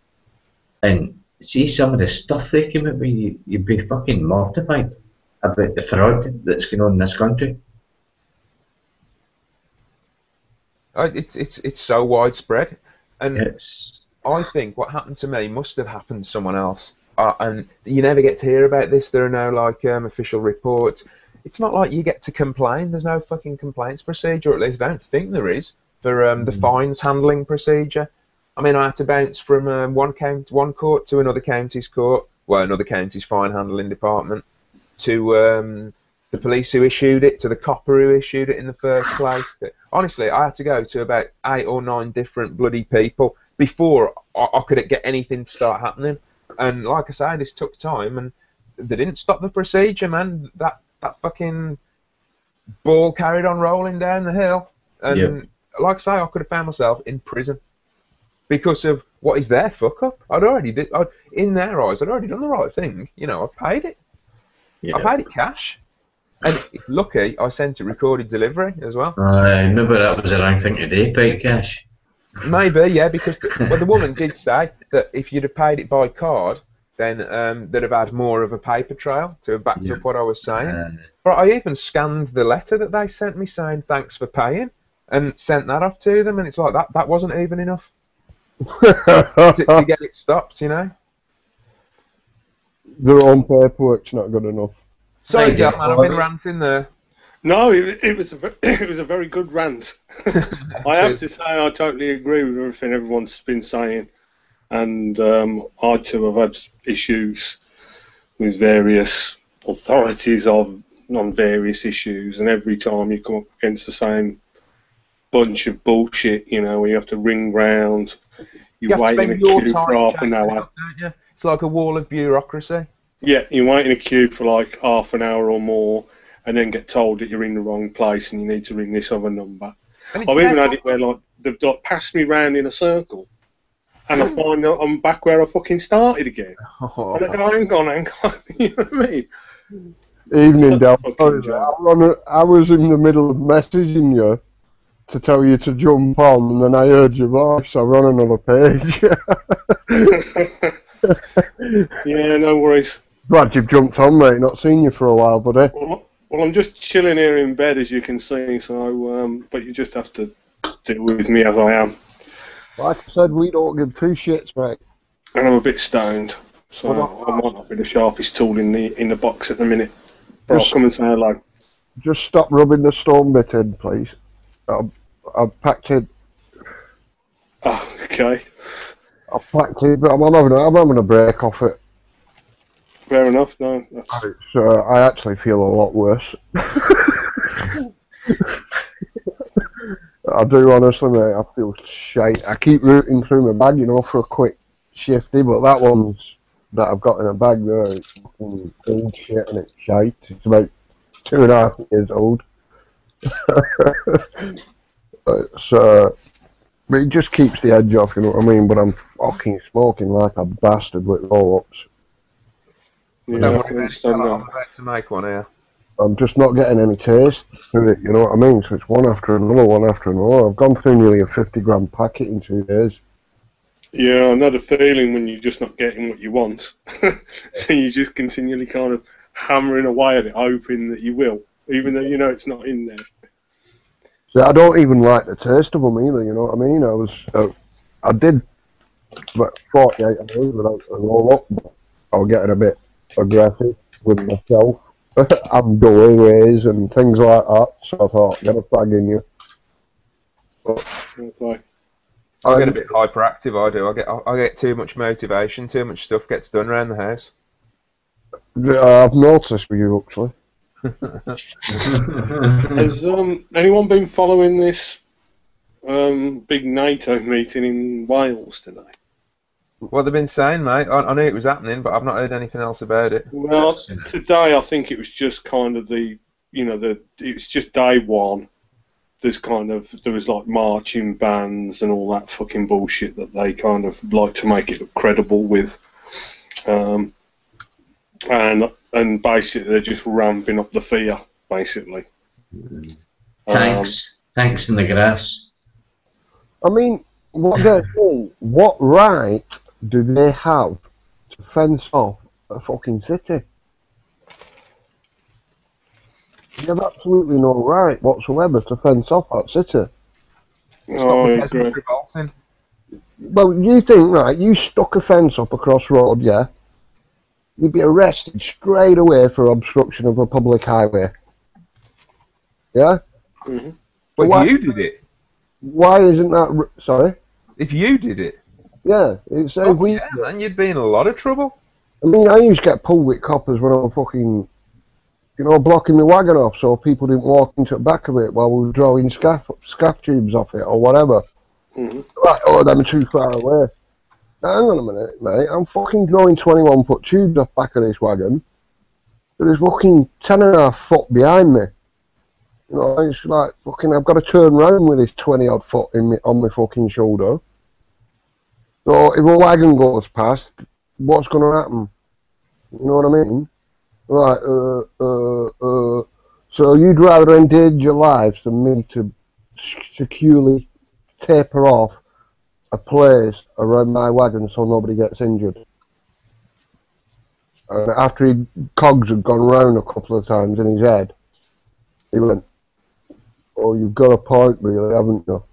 I said, "Yes, mate, that's why I've got tickets to do this job. And I've also got health and safety." And they're like, he's like, so you should really learn, shouldn't you, before you come over accusing of blocking a public highway. When it's on our handbook regulations, we have to taper off our wagon, as I said earlier. But you don't do it, you know what I mean? It's just because we were in a town centre and I did it. And he just tried to come down on me. But he went away with his tail between his legs afterwards. Good on you. I won't take shit off him. I have very little dealings with them, and I want it to stay that way, really. But if they ain't wrong, I'll fucking tell them. It's like I got pulled. Remember when they were doing the terrorist shit? How long ago was this? Fucking hell, 2008. Yeah, 2008, something like that. No, 2007. It were a high terror threat in England. Coming out of Mersey Tunnel, I just clocked out fucking vans on top, or police vans, and as I pulled round corner straight away, he went like that. And out, stopped me, and he stood there with fucking gun.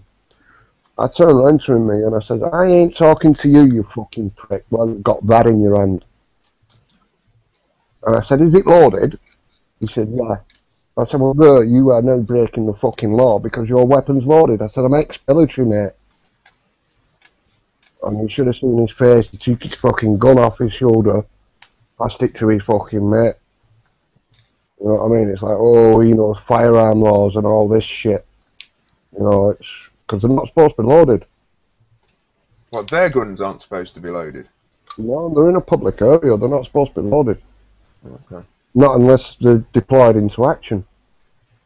If somebody Fair play for you standing up for your rights, though, man. I mean, that's kind of half the problem, really. We all need to kind of stand up for our rights a little bit more, don't we? A lot more.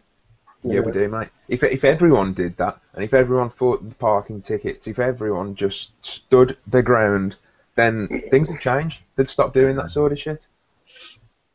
I've seen you on here a few times, Hux, and I have to say I am a fan of your way of dealing with things. It's not something I've had a lot of success with myself, but if you are capable of doing it that way, it's a fantastic way of doing it, because it was basically just going to clog the whole system up there. And you don't need many people like you around, to be honest, Hux, to really fuck their system up.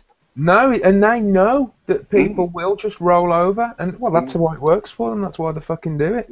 Yeah. And you're right. It wouldn't take a high percentage of the people in that system. If all they did was fought it, then yeah, you're right. It'd clog it up. You wouldn't need even everyone to do it, even if maybe half of the people did it. So I'm going to try your tactics a bit more, if you don't mind me stealing them. No, I'll tell you what. I really think we should get a People's Party up ready for the next fucking general election. Even if it's a box, like one in each fucking major town or city, and just turn up. You've got a spokesman or a couple of people in town or whatever.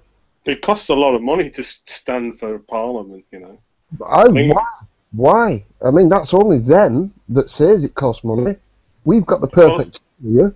Well, I agree, but if you want to have your name on a ballot box, I think you have to put up £10,000 deposit. Why? I'm not saying that it's right, and I don't know the reasons why. I don't understand. Why? I think it's just to stop any old body standing. I think that's the main reason, which is the worst reason possible. That's the point, isn't it? I suppose. Yeah. Well, I mean, that's the rules and regulations, isn't it? I mean, it's what they're going to do, arrest you when you turn up with a ballot box. I mean, I haven't got a spare 10 grand, have you? No. But, I mean, it's like, I'd just say, look, go away. Show me these laws where we cannot run unless we pay £10,000. You know what I mean? I don't think there is one. I believe you get your deposit back if you get over 5% of the vote. I mean, that still doesn't help us come up with 10 grand. But, isn't it? I mean, if you look at it, it's like a blackmail plus bribery, really. Mm-hmm. Isn't it? You know what I mean? You've got to pay us this bribe so you can fucking stand to be a fucking MP or whatever. I mean, the democracy as we have it, as we know it, does not give any power or any say to the general public. All it does really is fucking cut them away from us and allow them to do what the fuck they like, with us having no say whatsoever. They give themselves an air of legitimacy, don't they, by doing that? Exactly, and like, to be fair, the British public are to blame at whole for that, because I've gone out and voted. I heard you bunch talking about 10 years that you've been awake and stuff. I'm 45 now, and I've spent 44 years asleep. Now, you know what I mean? And I'm sorry about that, boys. I wish I'd have been fucking there with you a lot longer ago, but I haven't been. And there's a lot of people, that's like me, and that, are just waking up, just coming round to the idea, just seeing these points of views for the first time.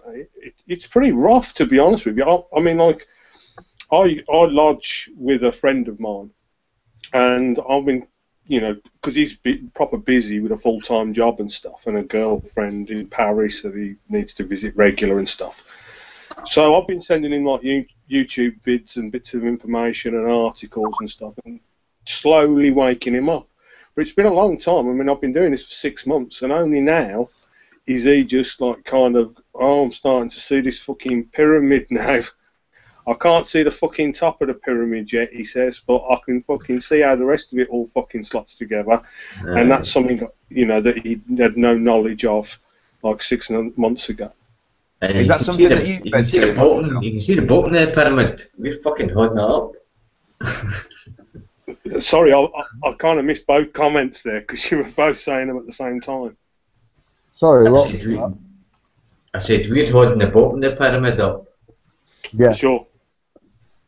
The top of the pyramid's just too far away for him to see at the minute, but he'll see it eventually. The other thing about it is that I've noticed that that like the sociopaths and psychopaths can see this pyramid kind of Illuminati type structure instantly. They all know about it, like from the age of 8, because they just see through that stuff. The people that really have a problem seeing the problems and how things work are like people with empathy, because people like me, it took me 44 years to actually come to terms with how these people could be so goddamn evil. I just couldn't get it into my head how they could be so evil and do such evil things. Was that your influence, by the way, Del? Sorry? Was that your influence that made your mate say that? Was Yes, that I believe so. you said to him? Sorry? Was that something that you'd said to him that made him come to that conclusion? Like, is that because you've been speaking to him about things? Yes. Or, Yeah, I mean, basically, I relate to people who are asleep. I come from kind of a middle-class background. My parents are kind of part of the system, if you like, unknowingly. They're good people, but they're kind of part of the system. My dad really loves the system, or certainly he has done. He kind of worships the system. It's one of the things that kind of makes me laugh about my dad. He's an atheist, but he worships the state. And it's only like this He's not an atheist, then, is he? Well, no, not really. But I mean, he doesn't believe in a God. He doesn't know it, but he's just replaced God with the state because he worships that shit. And it's difficult, for people like him who's been brought up and had that shit drilled into. I've had that shit drilled into me all my life, man. Oh, we all have, mate. Yeah. Yeah. Yeah. And it's really difficult. 1 second. I'm just going to Nick's little boy's room. Before I do, James, James, and you. That's I did see James on your last hangout, and I don't think I've met Del before, but pleased to meet you, Del. I've met Hooks before, obviously, and I've met the other James before. Hi, guys. How you doing? Pleased to meet you too, James. Lou, mate. I did enjoy your contribution in the last hangout that was on. I was just sitting in the chat, agreeing with most of the shit that you said. So, and you say it better than I do. So please go ahead.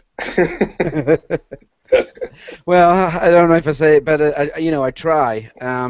There are some people out there that are articulate, charismatic, and sophisticated, and that's, I guess, how people get won over with certain kinds of bullshit. They get people to believe that these people that stand up there that call themselves politicians, when they turn around and tell them the lies, the fraud, and say, "Oh, I'm going to do this for you, I'm going to do that for you," right? And they're not doing really anything for anybody apart from themselves and their criminal friends. Agreed. Yep. But what I wanted to say though, Del, is right. You said yourself, right, that you wouldn't say you've been awake. I mean, I don't know, I really like using that phrase, but you know what I mean. Not that long. What? How long would you say? I think it's about 12 months. It's kind of a slow and a gradual process, if you know what I mean. Yeah, it's is. Probably, it's probably 18 months, 2 years when I started to get seeds of doubt and stuff. I mean, what was it that opened your mind up? Well, I mean, if I can explain where I was previously, right, then that will kind of explain my warped viewpoint. And I think it's a viewpoint that a lot of us have had and indeed still do have. And it is such a fucked up point of view. This is not my point of view now, and this is just what I'm telling you what I was like. Don't hold it against me, please. Okay? Basically, I looked at the US, and I looked at the UK, and I seen prosperity and relatively stable government, and I thought democracy was the thing that brought about that stability. And I desperately wanted the rest of the world to also have the same type of prosperity, i.e., no bombs, and the same the same opportunities that have been granted to me.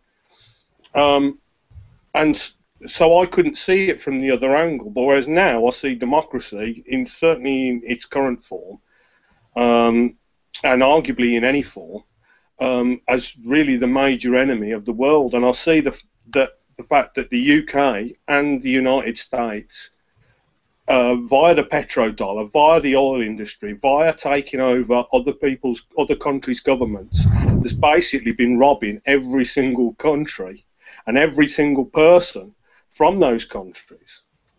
And it's got to stop. And I know that, like, the people in the States, when they don't have the petrodollar, and the people in the UK aren't going to be better off, I don't believe, because of that. But it's got to stop, because it's just wrong and it's just unjust. And we can't go around robbing everybody else. We need to earn our own money and look after our own selves and take responsibility for ourselves It is that, but it's even deeper than that. That the very people that support the theft from other countries and the total annihilation of the people that live there, and the destruction of their buildings, their homes, the displacement of families, their businesses, their jobs, and things like that by going to war to steal their resources. They're being robbed too. Yes, I agree. They don't know it. People that pay taxes, right? If you and 10 other people walk around your neighborhood and knocked on let's say you knocked on 100 neighbors' doors and said to them, you tomorrow have to, when you come home, have to give me 10% of what you've made at work. Otherwise, me and these 10 other people are going to take you and lock you in a garage somewhere, and we'll probably rent your house out to get the 10%. Then we'll free you, right? You have to give us money tomorrow, otherwise, we're going to come and we're going to kidnap you and throw you in a cage, right? What are they going to say to you? Fuck off. Right. Because and that's what that's what we need to say to our governments.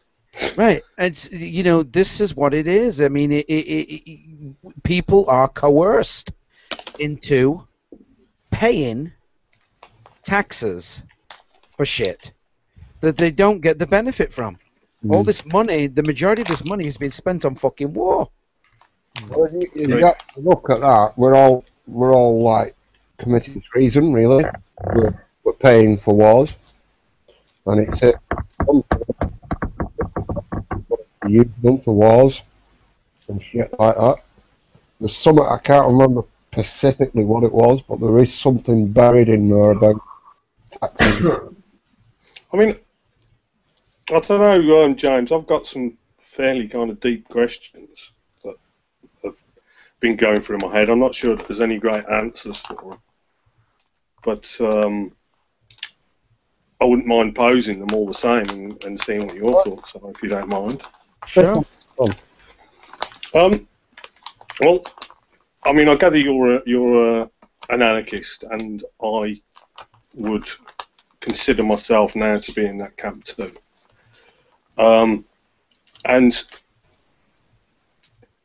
we kind of know where we are now, and we kind of know where we want to get to.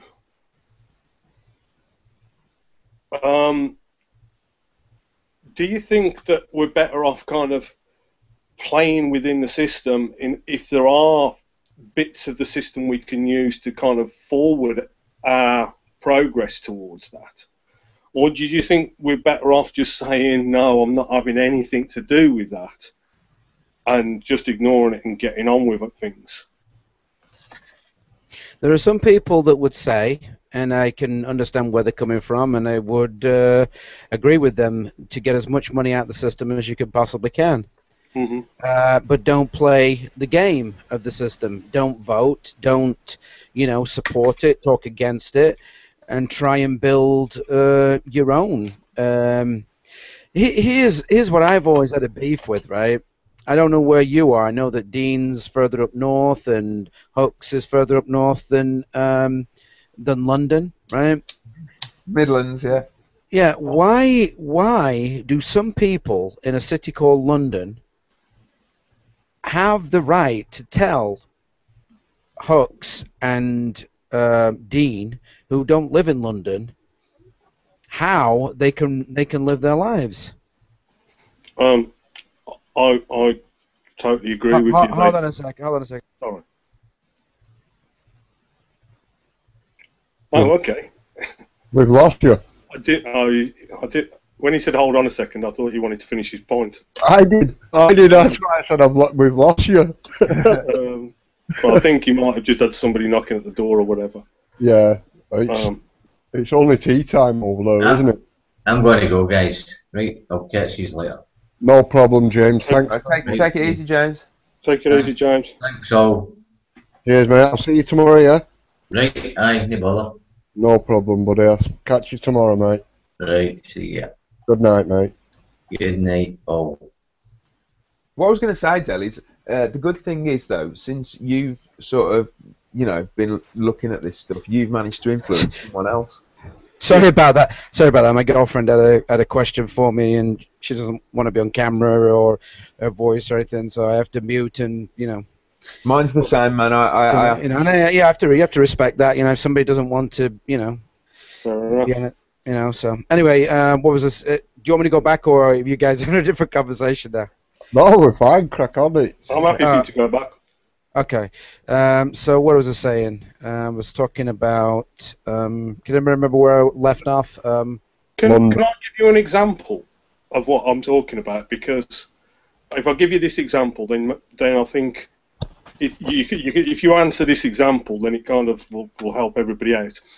I'm not Scottish, as you probably gathered, but let's pretend that I'm Scottish.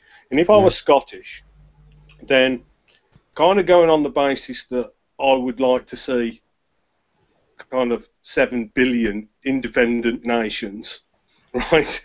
Are you talking about the voting in Scotland? Yes. Okay. And that's where I was going with the London thing, the London and Hooks and Dean. That's what I was talking about, right? Mm-hmm. Okay, so this will answer your question. What right do these people in London, right, that don't live in Hooks's community, don't live in Dean's community, don't live in your community, right? What right have they got to tell you guys how to live your lives? They don't live in your community. They don't fucking know what's going on in your community, right? They're how far's London away from you, Hooks? Like 120 miles or something? Yeah, it's about that, yeah. Yeah, and Dean, it's even further. It's about 180 miles or something like that, isn't it? Yeah. Yeah. So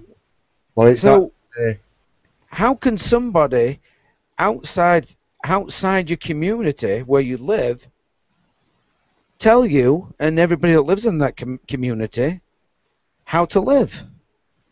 And that you have got to pay homage to them, and you've got to send your money to them, and they'll spend it and, how they want to spend it. They're in control of it, right? This money that they, So going to the thing about Scotland, these people in Scotland should just stand up and say, we're not going to vote on this, right? I think there's a good majority here that don't want it. I declare my independence away from the United Kingdom, and, that's it. We're going to live in our communities and, do things with one another. Well, it's fair enough. I mean, did you have something different than that he wanted to ask? Well, my main issue is that I think that an independent Scotland would allow people to kind of govern themselves more locally, let's say. And if people want an independent Scotland, then it really helps matters if people actually go out from Scotland and vote for their independence. And so, if I was living in Scotland right now, I would want an independent Scotland, but it's kind of against my principle to vote. So I kind of have to weigh up which one is the worst of the two evils and then vote against that, if you know what I'm saying. And I'm completely undecided about whether I should vote if I lived in Scotland on this issue. It's just going to be another gang running the colony, isn't it? Yeah. Mm-hmm. That's all it's going to be. Yeah, it was always going to be that, I think, as well, wasn't it? Even if they did get independence, you know. If it's a government, it's just going to be another gang that says, oh, we're in power now. You pay homage to us, and you do as we tell you. You have to pay us. You have to pay us taxes. Yeah. Okay. Fair point. You've made up my mind. Genuinely, you have swayed me. You have fucking swayed me on that issue, and I thank you for that. This is what I'm saying. There's no point in voting. These people have just got to come together and just say, we're not voting, and you know what? We're not paying United Kingdom government another red fucking cent. In fact, we're going to keep all our money that we earn, and we're going to take care of one another how and each and one of us deem fit to do so. Yeah. And if somebody can't work for a reason, I mean, me and Dean have talked about this. There's a thing, it's called mutualism, and you give that money directly to that person. That way, they're getting it. I'm not talking about charities. Charities are government regulated. They're government, they're government scams. They're government fictions, right? Where people in government or friends of people in government run them. These multi-millionaires, they make donations to them, and it's just basically a tax. It's just a tax fraud write-off for them to, to not pay. Not that they pay much in fucking taxes anyway. I mean, hasn't Tony fucking Blair got a charity? I'm sure he has. When he's got a charity that there's something wrong. He has. Tony Blair's got a really dodgy charity, hasn't he? I don't know. He has. He has. It's a really dodgy one. It's. Oh man. Oh. Sure, if you Google it, you'll find out. Just somebody's written something about it. If it's that dodgy. It's something ridiculous. Yeah. Whatever, Tony. But that's all of them are, isn't it? Yeah. I'll just have a look now. Whoops. Dropping. Are you googling it? It's something ridiculous. Something like a faith charity, the Blair Faith Charity or something like that. I know that Blair got sworn into, was it Catholicism or something? The church. Like I don't know, what was it? 12 months after he left office. Did he? Yeah. When he's supposed to be Church of England, you mean? Yeah. Yeah, exactly. That's it.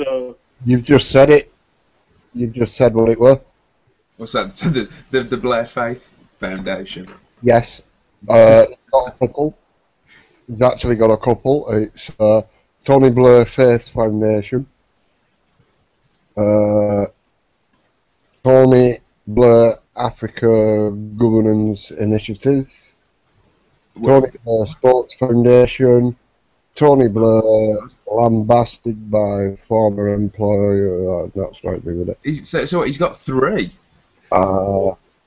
He's probably got more, or is it in the background of others and this, that, and the other? I mean, it's it's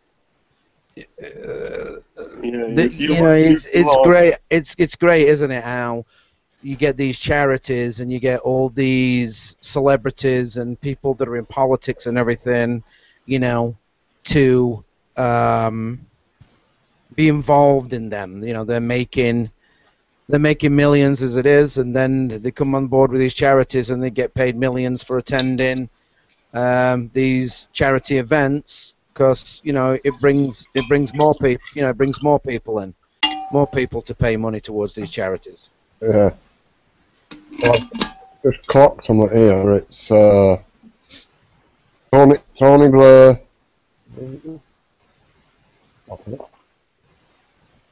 In fact, I'll screenshot it for you. Tony Blair's being bankrolled by Ukraine. I bet he's got his hands in a million fucking Oh yeah, he's getting bankrolled by fucking everybody, isn't he? Me and you, he's fucking getting bankrolled by. We don't even fucking know it, but we are. Well, once they get out of office, isn't it like here in the United States, they get X amount of money each year? You know, they still get their salary. Oh, they get gazillions over here. They get a pension, and then they're allowed to go and work and do talks and all this shit. I think Blair gets a couple of $100,000 per talk and shit. Yeah, the, you know, the speaking circuit. Yeah, I think, I think it's same like here. If you've only got to run for office once as a senator or a congressman, or the president, and I think MPs and the and the prime minister's the same. You get, you still carry on getting your salary. Yeah, it's exactly the same over here. I don't know whether it's officially called a salary over here, though. I think it might be called a pension. You get your compensation, whatever the agreement is. That but yeah, you get a bucket of money. Yeah, you still get several paid. buckets of money. And I've heard that these people that call themselves lords in the House of Lords, they get paid something like £300 an hour just for showing up in the House of Lords, and all they have to do is sit there. And when I've seen some videos of these fucks, they're asleep. They are. Yeah. They are literally asleep as well. They're just, down asleep. I've seen footage of them actually falling onto the person next to them. Why are people putting up with this? I've got no idea why we put up with it. But it needs to be stopped, and I don't, it's a long, hard road, isn't it? I mean, they're having a fucking laugh, aren't they? I mean, you've got all these people in the House of Parliament, and they're all like, it's like a comedy show, right? Where they talk to one another, they're all laughing and cracking fucking jokes at one another. Oh, it is. I enjoy watching it. I do find it quite funny, but that's all it is. It is just like a theatre. Nothing constructive gets done. I don't enjoy watching it because, to me, it's taking the piss. Oh, it is. It's hilarious, man. But these people are getting money. They're stealing money from you to act this way with one another, right? So I don't enjoy the very fact of these people being in existence, having the authority to put their wills on pieces of paper, force their wills on people by writing them on pieces of paper and passing it as an act or a law or whatever, and the next minute you're being controlled by them and you've got to do what they fucking say. Meanwhile, they're all acting around like fucking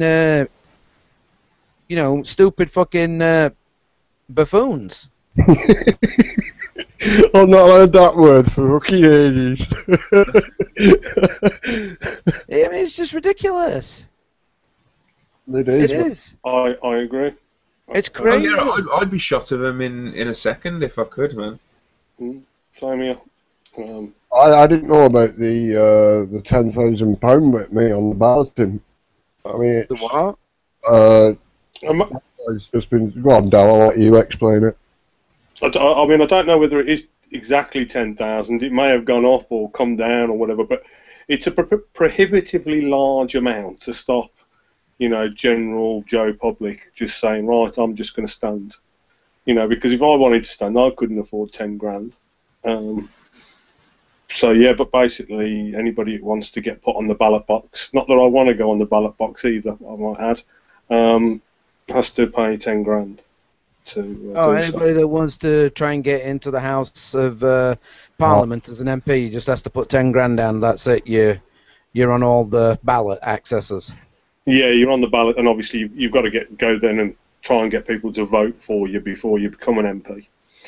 And incidentally, you get that 10 grand back. I think it's if you get 5% of the vote, you get your 10 grand back. Right. So for people from all the major parties, they'll all be getting their money back, and the people who actually want to stand for something more reasonable than they do are all going to lose their 10 grand. Well, it's set up to be prohibitive to the average person, isn't it? Yeah, totally and utterly. That's the idea. It's bullshit, that, isn't it? Yep. I think it's bullshit anyway. I mean, who has the authority over other people? Nobody does. Mm. Agreed. got the same views as you. It's all humans are equal.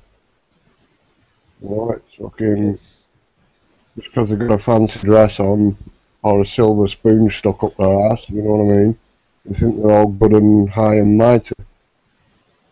But I think if we got rid of public schools, public private schools, I mean, that's a breeding ground for these scum, isn't it? You know what I mean?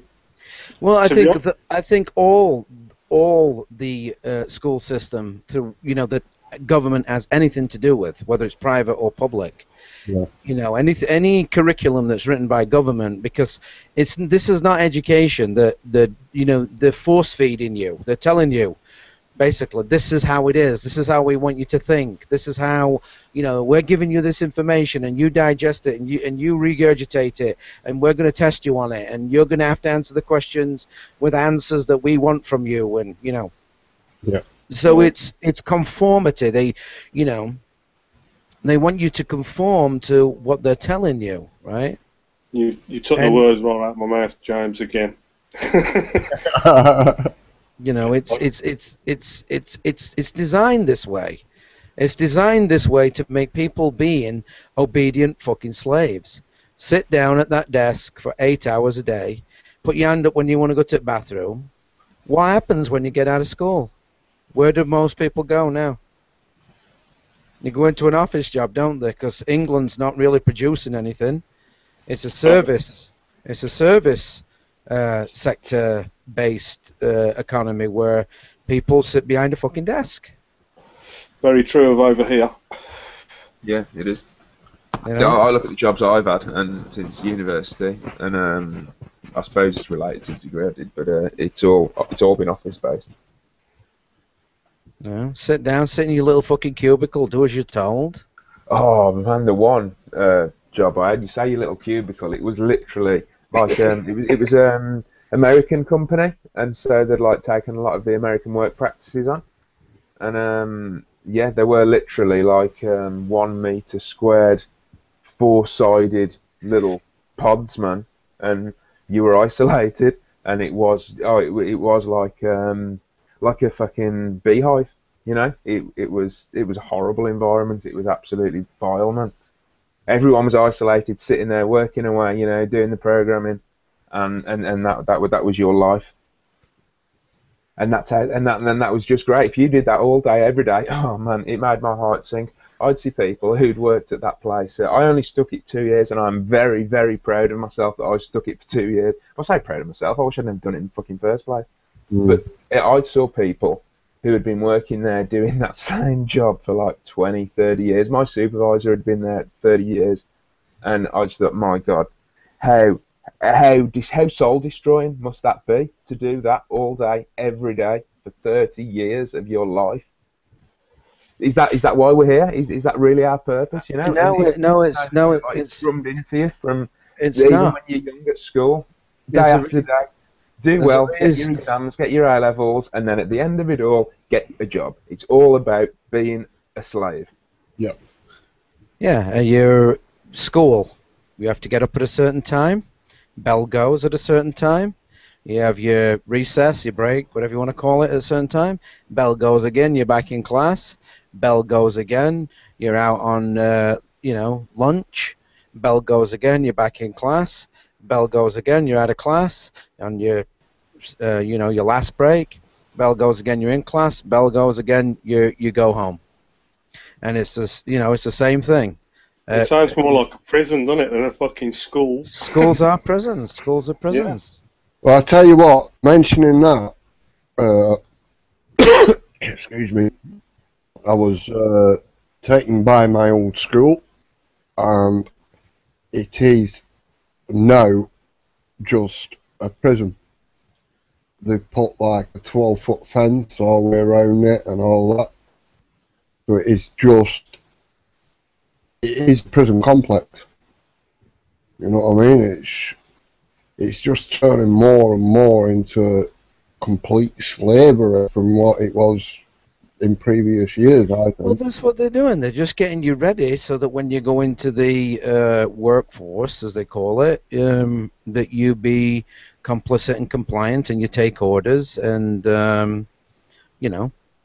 But you're always told that is the measure of success, aren't you? That having that job, working the 9 to 5, you know, you're always sort of shown that that's what you should aspire to. That's the pinnacle of human beings' existence, you know.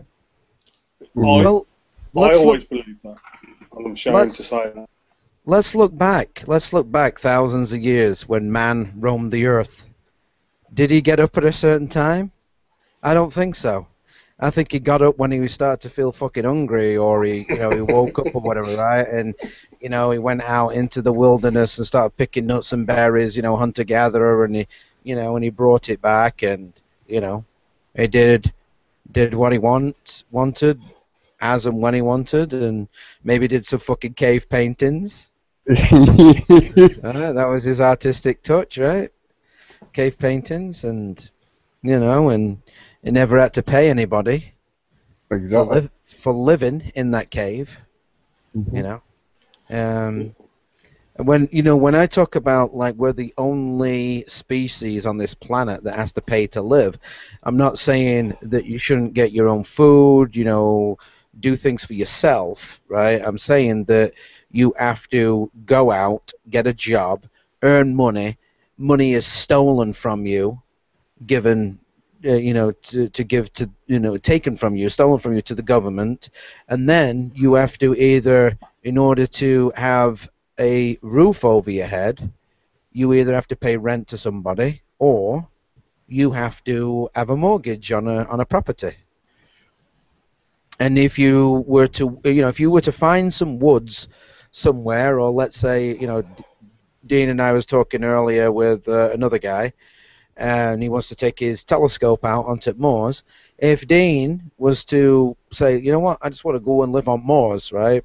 If Dean was to go onto the Mars and start building a rock house, one of these old type of houses that people used to build, or get some wood and start building a wooden house up there and become self-sufficient, somebody from some kind of government, be it county, city, or wherever, would come and tell him that he can't live like that.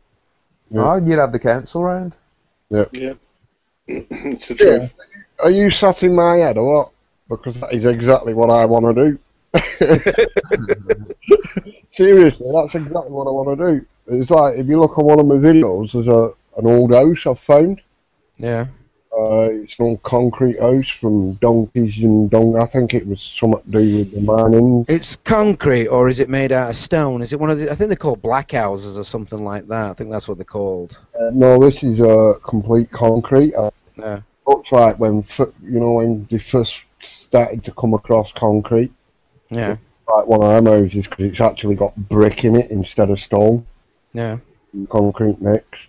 So it's in last couple of hundred years then that it's been put up. But it's like so it just needs a roof thrown on it, a couple of windows, or block the windows off, and it's got fireplace, everything in it. You know what I mean? Which, like you said, you do that, you're gonna get approached, and it's you can't do this. Yeah, people do it. There are people, I believe, living in certain places in the UK. There's a community in Wales in a wood somewhere. I think it's called the Eco Village or something like that. It's all like private land, though, James. That's what it is. The land's bought, and then it's been turned into eco villages. And there is quite. There's a few people I know, well, I don't know them, but I've seen stuff that's been reported on internet, but obviously they don't report where they actually are, that they've actually gone and built houses in the woods in England, and nobody knows that they're there. But if the county, the city, or whatever, wherever to find out, they'd definitely come and try and force them out. Go on, Del, sorry. I'm sorry, I've lost my train of thought now. One thought too many. It can't be that important, otherwise I wouldn't have forgot it. So yeah, there was that forester guy, wasn't there? Who he went to live in the forest, and he made this beautiful wooden house, and he actually managed to get a permit. You know, he actually had to apply to the council and get a permit for living in the forest. But because he had a reasonable excuse in that, I think he made charcoal or something like that, and he needed to be near his trees. They let him, you know, they give him his permit to live in the forest. And yeah, it's mad that you have to apply for a permit to go and live in the woods.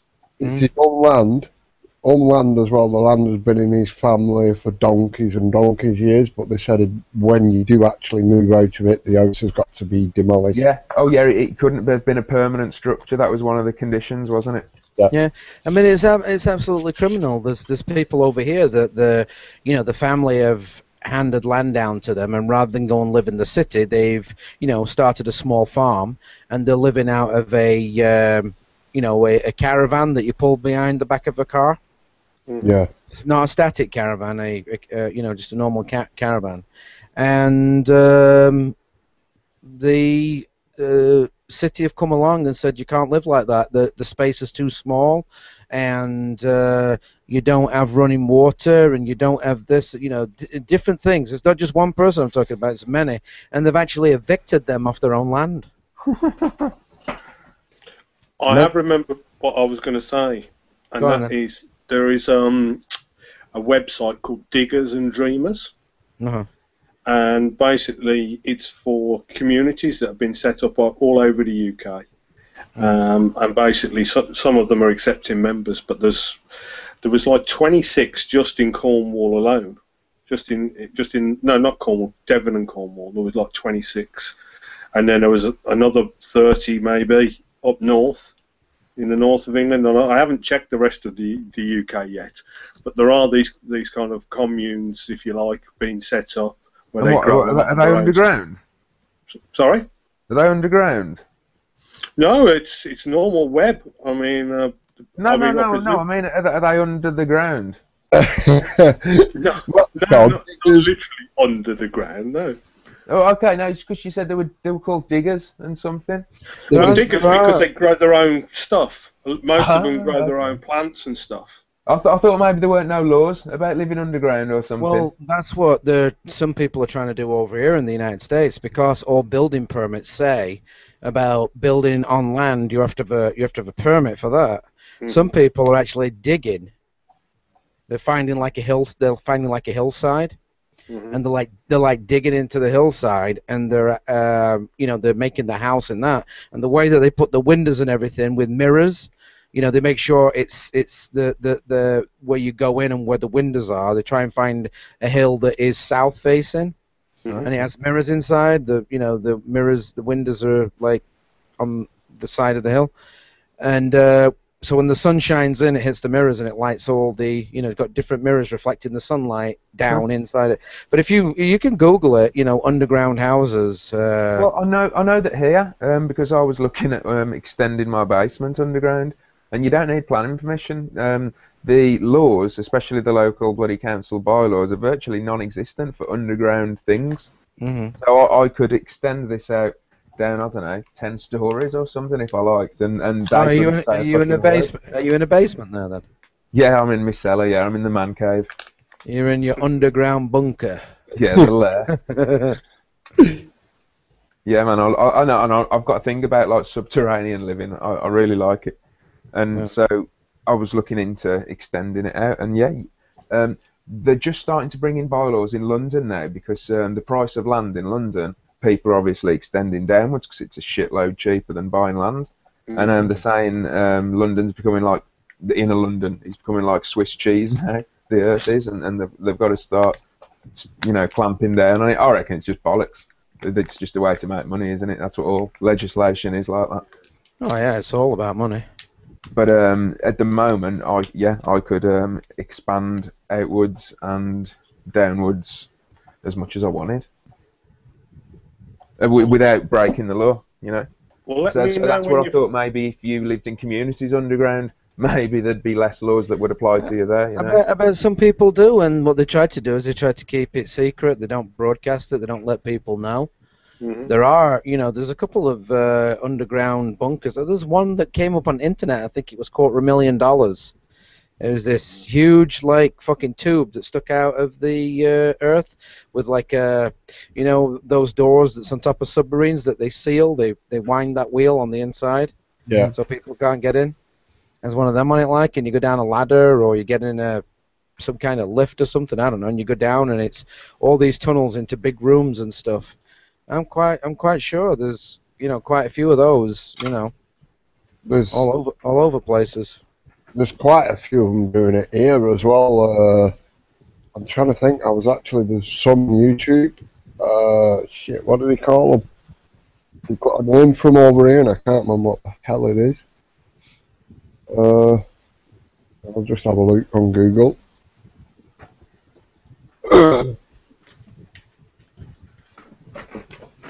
What's that composer's name? The one who did Cats, I think. Andrew Lloyd Webber. Yeah. He did it with his house. If you look at his house, he's got a crazy underground extension that goes on for miles. Okay. I'd love to do it. I would.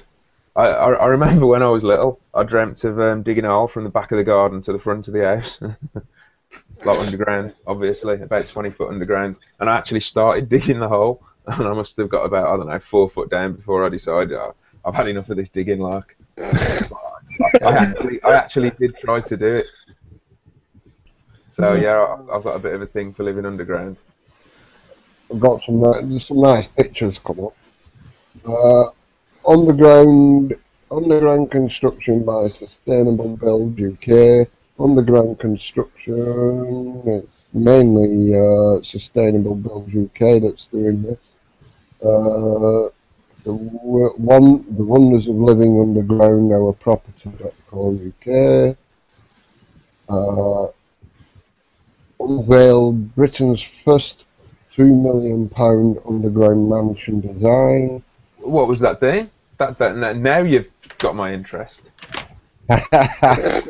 £2 million underground mansion? Yeah, I'll screen share it. That sounds Fox wants it. Absolutely. I read something in paper, on internet, on one of UK papers, I don't know, maybe like a year or 2 years ago. There was two people that built houses, and they did it really sneakily, and for years the city didn't know that they were there. There was one guy that had bought a kind of like a farm, but it was just for horses or something. Mm-hmm. And it built a house in the woods, and nobody knew that it was there. And they didn't even know that the way that the road came out the woods, because it came out at an angle. Like people that lived across the street, they didn't even know. They never, it was, He hid it with hay bales, didn't he? There was that was the other one. The other guy, he stacked up fucking shitloads of hay bales. And then he built a house in the middle of it, and then didn't the council catch him though before he'd finished it, so he had to take it down? I don't know. But I know that original one you were on about. It had been up for long enough that the council couldn't do anything about it. I think, is that right? Yeah. The one with the Bales of Ayr, he actually applied to the Queen and put it as a castle, and then any difficulties that the Queen faces, she may come and stay at that property. So he actually put it as a castle down to the Queen's uses, and he's still able to have it erected on his land. The guy that has the guy that had the hay bales around it. Yeah. So that's still up. That original one, it's really mad. Have you seen a picture of it? I think I'm remembering it now, and it's sort of like obscured by twigs or something, isn't it? The first one I talked about? Yeah, the first one. It's really hard to see.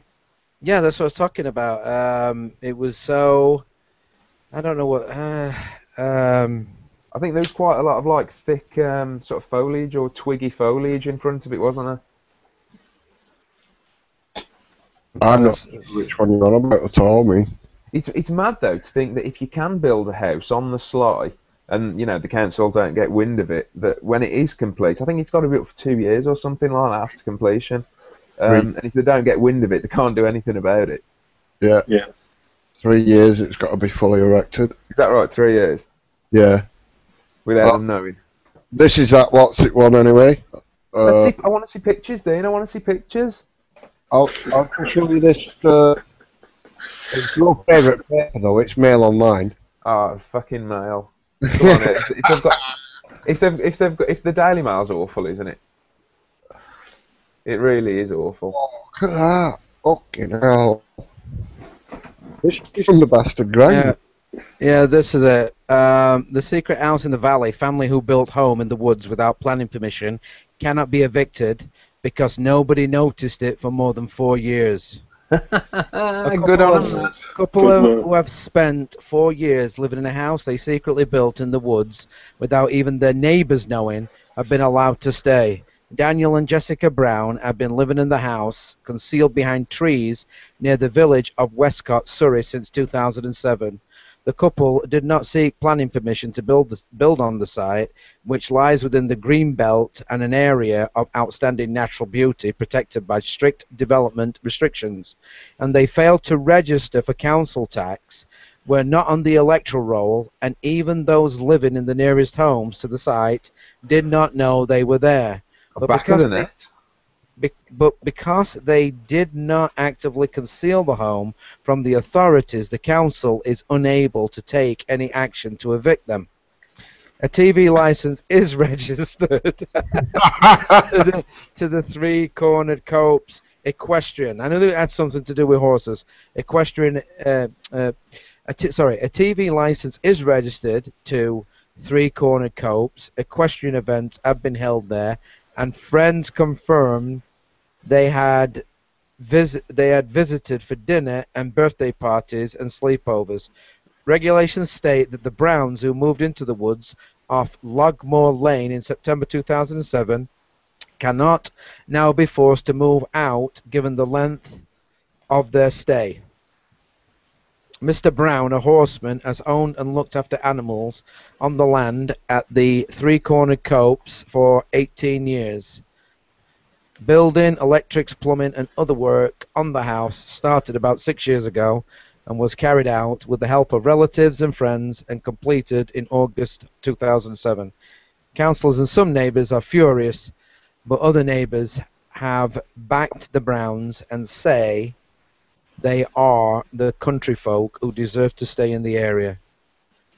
Mole Valley District Council has accepted it is powerless to take action, and following legal advice, it has granted the Browns a certificate of lawfulness to continue living there. Isn't that nice of them? Yeah. They've bestowed a certificate upon them, yeah, we're not cheers. It goes on and on, but I'm not gonna read it all. Back of the net, that's what you want, innit, man? Not on the electoral roll, not registered for council tax. Yeah. Fucking good on them. Why even get electric? Why not put fucking solar panels on it? I tell you what, though, they did a good job keeping that quiet for 4 years, man. Yeah. I'll tell you about the certificate of lawfulness. Explain. For an applicant to succeed with an application for a certificate of lawfulness under Section 191 of the Town and Countries Planning Act, 1990, they have to prove that a building has been erected and used as a dwelling house for 4 years or more, providing the evidence is precise and unambiguous and the council has no evidence of its own or from others to contradict the applicant's version of events, then the application should be granted. In the light of recent case law and the provisions of the Localism Act 2011, the council had to assess whether the building had been deliberately concealed, but concluded that it had not, and so it granted the certificate. Wow. Nicely done. Gotta say, respect to them. Then it goes into that one that Dean was talking about, that we talked about the hay bales. Former couple who hid their castle behind 40-foot hay bales. It's quite funny, this one, isn't it? Robert and Linda Fiddler. Fiddler. Hey. He fucking fiddled it, mate. Robert and Linda Fiddler hid their mock Tudor manor in Honeycrook Farm near Redhill, Surrey, from authorities for 6 years. The couple were never caught, but instead blew the whistle on their own scheme, having never been granted any planning permission. Robert pictured big. Stop there a minute. They blew the whistle on their. They dobbed themselves in. Yeah. couple were never caught, but instead blew the whistle on their own scheme, having never been granted any planning permission. Why would you do Robert, that? I don't Robert understand. Pictured began work on the castle in 2000 by laying the drains and foundations. No one noticed anything, he noted. And then, one quiet weekend, he started building the straw bale mountain. When heavy materials were needed on site, Robert would wait until night and then use a forklift to open a gateway in the straw wall. And by 2002, the building was sufficiently advanced and the couple moved in with baby Harry, while still pretending to live in a flat round the corner. The towers at each end of the house were actually built around old grain silos. Each has a circular four-poster bedroom on the upper floor. Downstairs, one houses a roomy kitchen with a range master stove. The other is the sitting room where Robert has installed a retractable cinema screen for sporting special occasions. There was no grand opening ceremony when the bales came down in 2006, and it wasn't long before the council planners were on the scene and an enforcement notice was duly issued in March 2007 ordering demolition. The fiddlers appealed to a government inspector who sided with the council. He argued that the bales were part of an ongoing building process and that therefore the house could not be more than 4 years old. It was that decision which was challenged in the High Court, but that went the same way. And thus the house was destroyed? I don't know, I think it's still up. I do like the way he didn't just go for like a little two-bedroom house. He went for a castle. Fucking castle, I know. Yeah, fucking thing's huge. Have you seen it? I haven't. What was he called again? I forgot his name, James. Where was he Fiddler, Robert Fiddler. Mr. and Mrs. Fiddler. Robert Surrey, was it? Sussex? Fiddler by name, fiddler by fucking nature. Red Hills, Surrey. Like that other one in the woods, I bet it was quite a modest dwelling, you know, the one that went on. Do you want the link? I'll put it in chat. Yeah. You know, it's dead easy to do screen share. You know, you can do that. Right, I'll do it, yeah. I'll do it screen share them. Yeah. Well, that's what I was going to do. I'll do a screen share. If that is what thou wishes. Wonders of Tinternet tubes. Well, the screen share is good for the viewers as well, if we have any. I've not looked actually. Who's in the chat room tonight? UK Kev and me 42 dogs are the two that's said hello. Here's the secret house in the valley. And here's a picture of their house. Yeah, there we go. The twigs, man. That's what I was thinking of. Here's another picture of their house. Part of it. Here's the entrance, how you get into their house.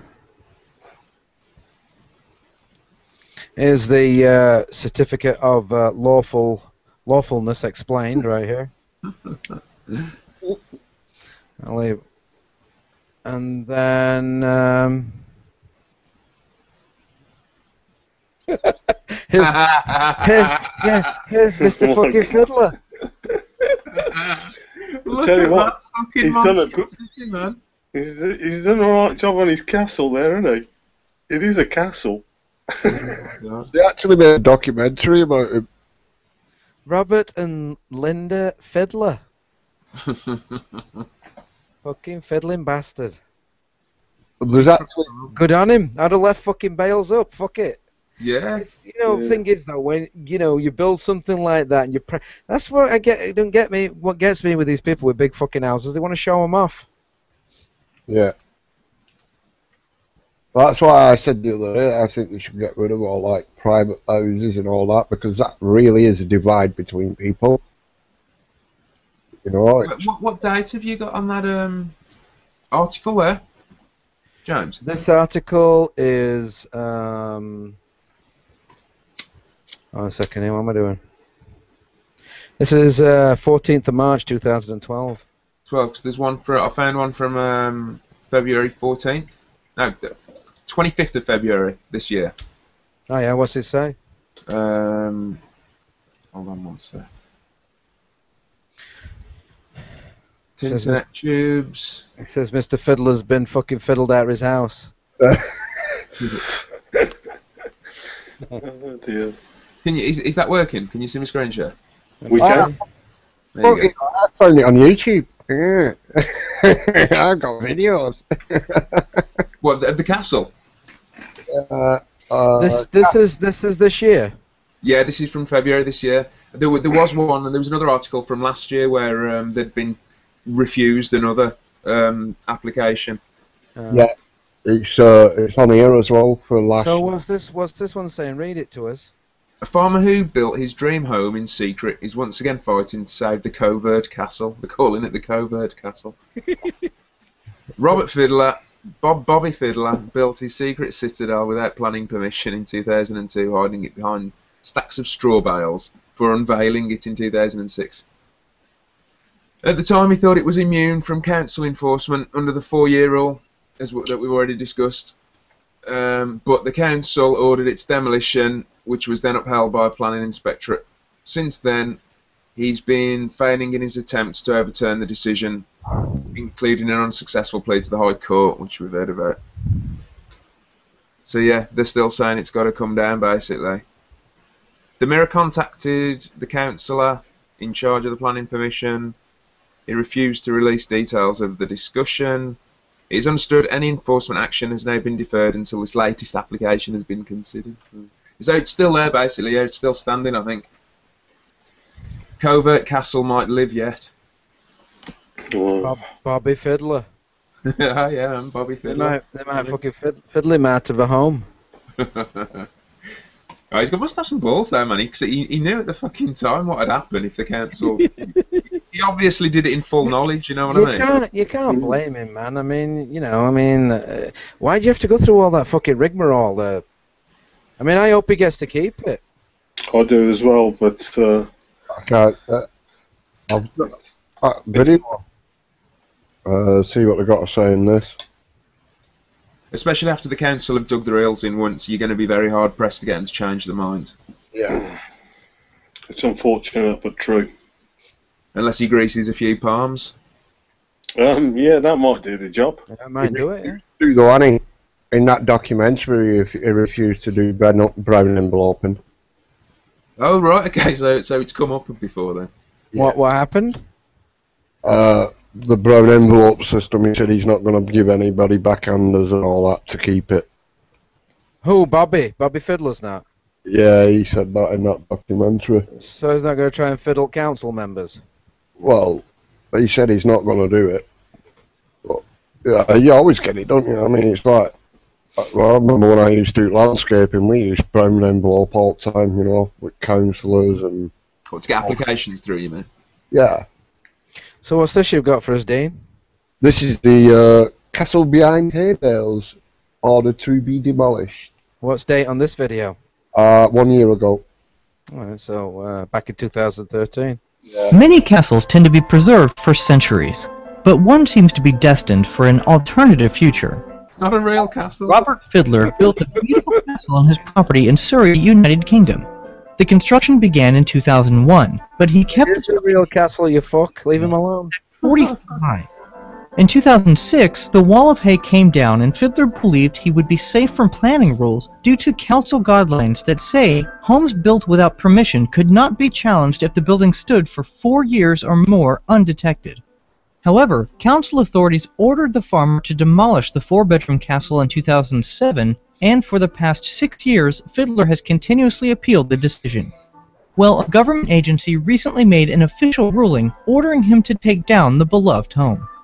The report says that Fiddler set out deliberately to deceive the council by taking measures to conceal the property so he could be exempt from planning regulations by citing the 4-year rule. What do you say should happen to this castle? I think Bobby should be put in jail. Forever. I think Bobby and his wife should be, and kids should be put in foster care, and Bobby and his wife should be put in jail for the rest of his life. It should be made an example of. Yeah. Come on, Fred Dibner, the art of Obviously, that is me just joking. I don't wish Yeah, anybody. Yeah, I'm just like anybody that's just tuned in, the viewers. Hearing me saying that, you ruthless bastard, James. No, these people shouldn't. Fuck, this man put all his. It must be his land as well. Time and labor into building this, you know. Oh yeah, it's on that documentary. It was showing how he got his stuff in, and he had little doorways, and the bales were there. And he was just like packs of brick and all that were just going into the doorway. Yeah. And there'd be another forklift inside, shifting it all about to where they needed it. But yeah, I remember watching the documentary. You guys are fucking legends, man. Oh yeah. I mean, come on, let's face it, right? It's your own land. Why the fuck should you need planning permission? It shouldn't. I agree. You know what I mean? This just really shows the height that we are truly slaves. Yep. You know, you work hard to make money, to buy a piece of land, to build a house on it, and you have to build it how somebody says, and they might turn and say, no, you can't build a house there, you know. You've got to do what you're told, and yet you have worked, you know, your ass off to get this money and bought a piece of land, and you've built this fucking house. But you have to, like a fucking child, be told what to do. Yeah, you have to beg for permission to build a house on your own fucking land. Were you about to say something, Del? It looked like you had your hand up. No, I think I was just relighting. Oh, I was messing with it. I was messing with it. I've got to get me a cup of coffee and go for a slash up. I'll be back in a few Like minutes. at school. Can I speak, please? No, I was actually looking at the chat on a different window, so I didn't know where I was looking like on here. So, so I think I must have just been kind of like just waving this around. What are people saying? Where's chat? Can you drop the YouTube link in the chat here? Right. Look, mate. Uh-huh. I do try and keep a little eye on it, but I think we all kind of forget about it from time to time. Yeah, it's also good. It's also good to converse with those people, you know. And I agree. Well, I was out there last time, and I was very pleased when you said hello. Yeah. You know you're welcome anytime on here, mate. And I've always been made very, very welcome, and I thank you all for that. Since the last thing I will not go into, which I was very fucking pissed off with, which I'll not go into. We did get a dressing down though on another one. I just blew me top and give it him. So yeah, I know that a few people. Del, is that? Are you Del boy then? Yeah. Yes, I am. Oh, okay. Yeah, I was chatting with you last time I was on here with Dean. That's right. Yes. As I said, I think when you first joined, I did see you on that previous broadcast, and I kind of caught the end of the show, so I didn't see the first like 3 hours or something. But I remember agreeing with most of what you say, James, and you say it very well. And I shall certainly come to you with more issues. I'm not wishing to make cause problems, but no problems if you've got questions about stuff, you know. I mean, but you genuinely helped me with the voting thing, and I think you're right on that too. So what I try to do is I try to break it down as basic as possible so that people can understand it, right? And you know, the thing is that you don't have a right to do what these people that call themselves politician and government do. So how can you vote away your rights, give people rights to do this, what you can't do. You know, I think I said this with the other video. If I don't have £10, if I don't have $10, I can't give it to somebody. So if I can't make laws, and it's like I said earlier on in here, that, you know, if a group of people around, a housing estate, a housing area in England, let's say, or anywhere in the world, were to get together and say, that's it, we're government now, went round knocking on people's doors and tell them, oh, we've just passed some rules and laws and that, you know, you've got to give us 10% or 20% or whatever the figure is of your salary every day you're coming from work, your wages. Otherwise, they're going to kidnap you and throw you in a garage or something and lock you up, and we'll get the money somehow, either by selling your house or whatever. You know, if you told people that, they'd look at you fucking nuts. They'd want to fight you. They'd want to. But yet, when it's done by this superstition, right? When it's done by this superstition called government, people think it's okay. I mean, they are just the mafia, but it's a mafia that we've all been taught to love. Well, I've got more respect. I've got more respect for mafia, because at least mafia are honest with you and tell you that they're gonna come and break your fucking legs or start smashing your store up, or you know. Yeah, at least they don't disguise themselves as something they're not. Yeah. But that's it, innit? We'd be just probably better off run by a mafia. Don't send the mafia around, no. I still don't want to see it. But yeah, you are absolutely right. It's like I said to everybody, don't be scared of asking questions. We're here trying to help people, or at least pass some of our knowledge on. You know? Freedom's a state of mind. You got to first of all free your mind and understand what's going on. Understand what's going on. You know, why is it okay for a human being in a costume to beat somebody senseless because he won't do as he tells him? Why is it okay for a human being in a costume to go to a foreign land and murder somebody? Yeah, if you or I did this, right, not in a costume, this would be murder, and everybody would say, that is totally wrong and you need to go to jail for that. You deserve to go to jail for it. Agreed. Yet these people, because they've got a costume on, and that's what I say, I don't like, you know, I think we need to stop using this word military. We've been hoodwinked. We've been hoodwinked with words. You know, it's like George Orwell, you know, freedom is peace, you know, what is it they said? Freedom is peace. You get what I'm talking about, right? The 1984, the language. It's a term for it, isn't it? Yeah. I haven't read the book, but I do know about the concepts of that, the whole thing. I'm a little in it. Double speak. Double speak. Double speak, yeah. Yeah. I mean, for what it's worth, I didn't believe all the hype about the water and the fluoride and all that shit.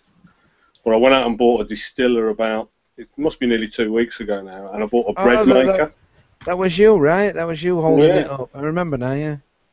And I have to say, I feel so much better than I have done for, like, I don't know, 10 years, maybe even more. And I don't know what's going on, but I feel a shitload better for drinking clean water.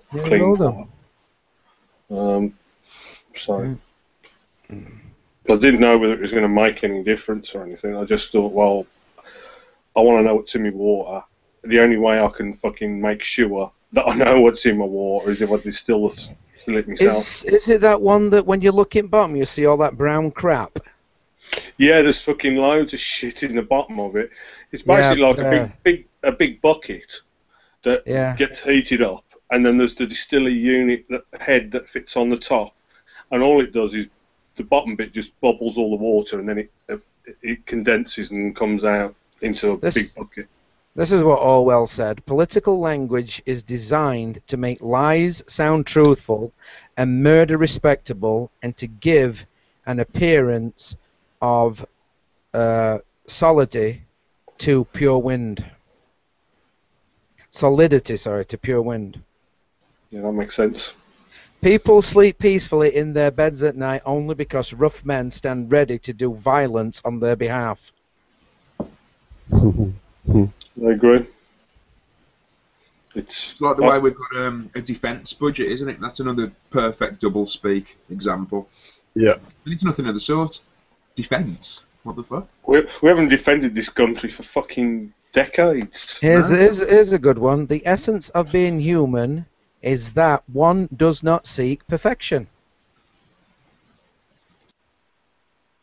We're human. We make mistakes, right? And, you know, if we're sorry, if we've done something, if we've hurt somebody and we apologise for it, the person that you've done it to, they don't have to accept it. But, you know, I mean, come on, let's move on, you know?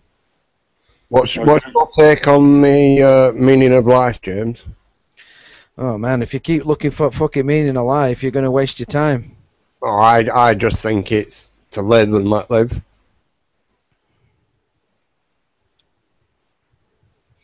Why is it gone quiet? Well, yeah, I mean, people, they say that people that hold a grudge against people for a long time, you know, and hold hatred within inside themselves against somebody, end up with stomach ulcers and cancer and things like that. And what you know, they say that what we should do is if somebody's done something wrong, make it known, but then forgive them and tell them don't do it again. Yeah. This is what he said: war is peace, freedom is slavery, ignorance is strength. Yeah, man. I've heard that before. Yeah, war is peace, freedom is slavery, ignorance is strength. Happiness can exist only in acceptance. Here's another good one. War against a foreign country only happens when the moneyed classes think they are going to profit from it. Oh, I can believe that. Very true. He hit the nail on the head, though, didn't he? When did he write that? I don't know when he wrote it, but it's just one of his quotes. I mean, you could Google it. War against a foreign country only happens when the moneyed classes think they are going to profit from it. When was George Orwell? I can't even remember his era. Say what? I can't even remember his era. I mean, George Orwell. Ages ago, weren't it? Wasn't he around in the 30s? Yeah, that's what I was going to say. So his 40s.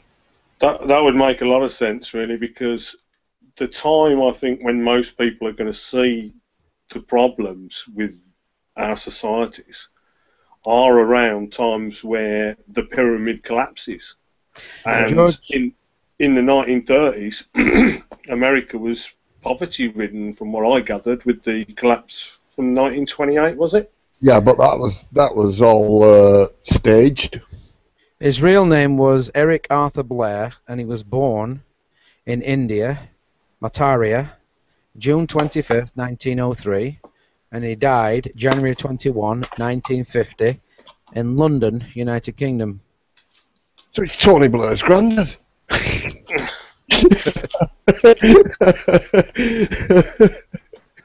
No, I wouldn't put it past it being some sort of relation, you know. Yeah, some of them fuckers must have read 1984 and thought it was a good idea. That's what I heard somebody say once. Hey, Obama, hey, fucking Tony Blair, you know, 1984 wasn't a fucking manual to, you know, get the world how you want it to be, you know. We've surpassed Orwell's worst nightmares. We've gone past that.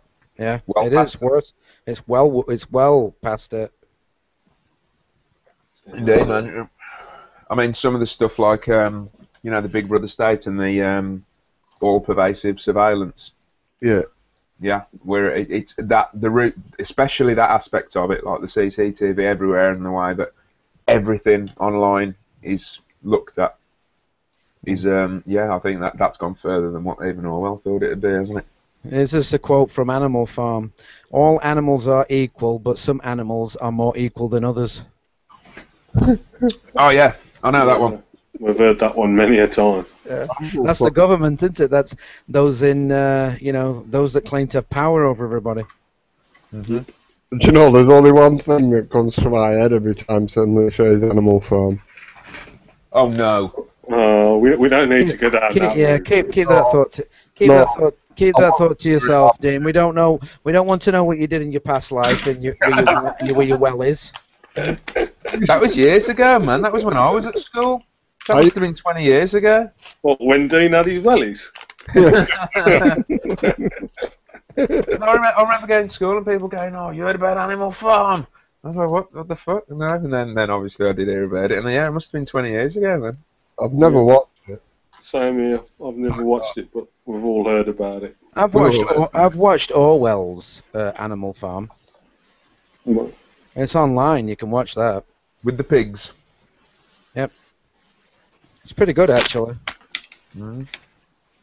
All the war propaganda, all the screaming and the lies and the hatred comes invariably from people who are not fighting.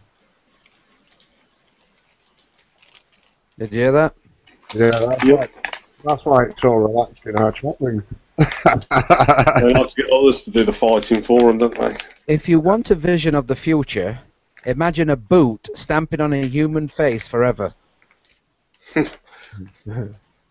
Well, that's government, isn't it? Yeah. Just explain government, though. Yep. I hate the way it's like technology is just giving them ever extra ways of doing that. You know, it's like it's that attitude of suppression and oppression, and do as I say. I mean, know your place. I mean, for what it's worth, though, I think the technology might well be to our advantage because they've been able to do their deeds, their dirty deeds, and just completely and utterly get away with it for literally hundreds of years. They want to shut it off, don't they? I truly believe that's why one of the reasons why they broke the mining communities up, why they closed all the pits and the steel industry, because it was a very close-knit community.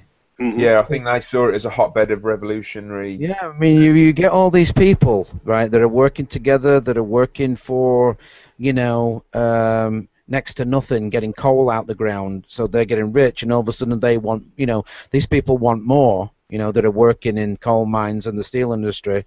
They said, well, you know what, the only way we're going to be able to get rid of this is let's start bringing coal in from abroad, which I believe they did. They started bringing it in from Chile and South America somewhere.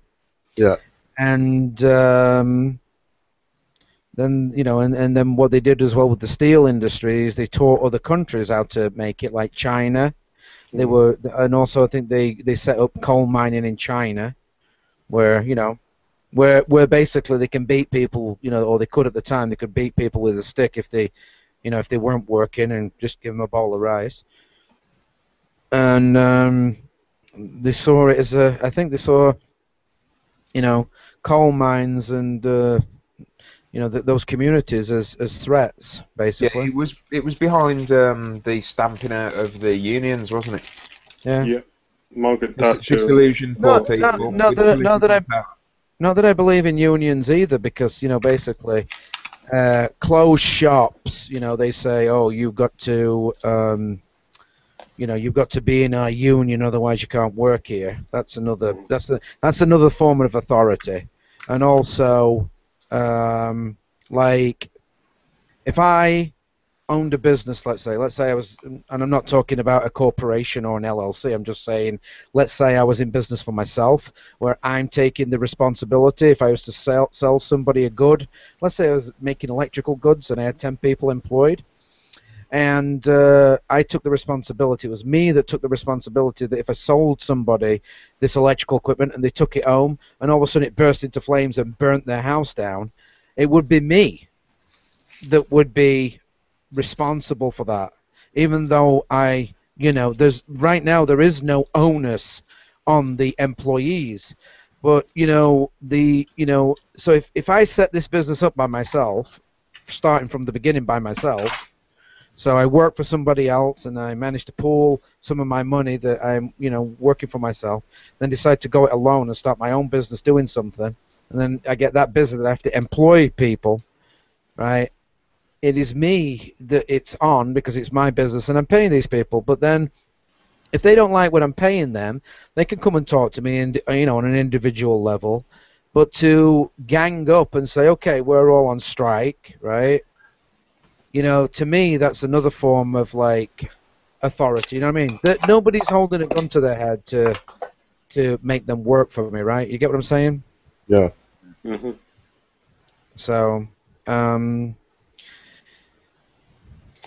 No, I I see the think- internet as very much a tool that can be used for good or bad. And yeah, I think look at us here now and what it's doing in that regard of spreading Yeah. information between like-minded people.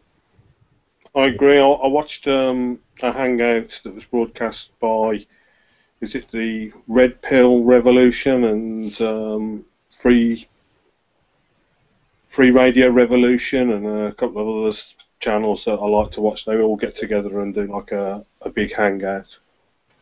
But they were, oh God, I've lost my mind again. It's too late and I've had too much to smoke.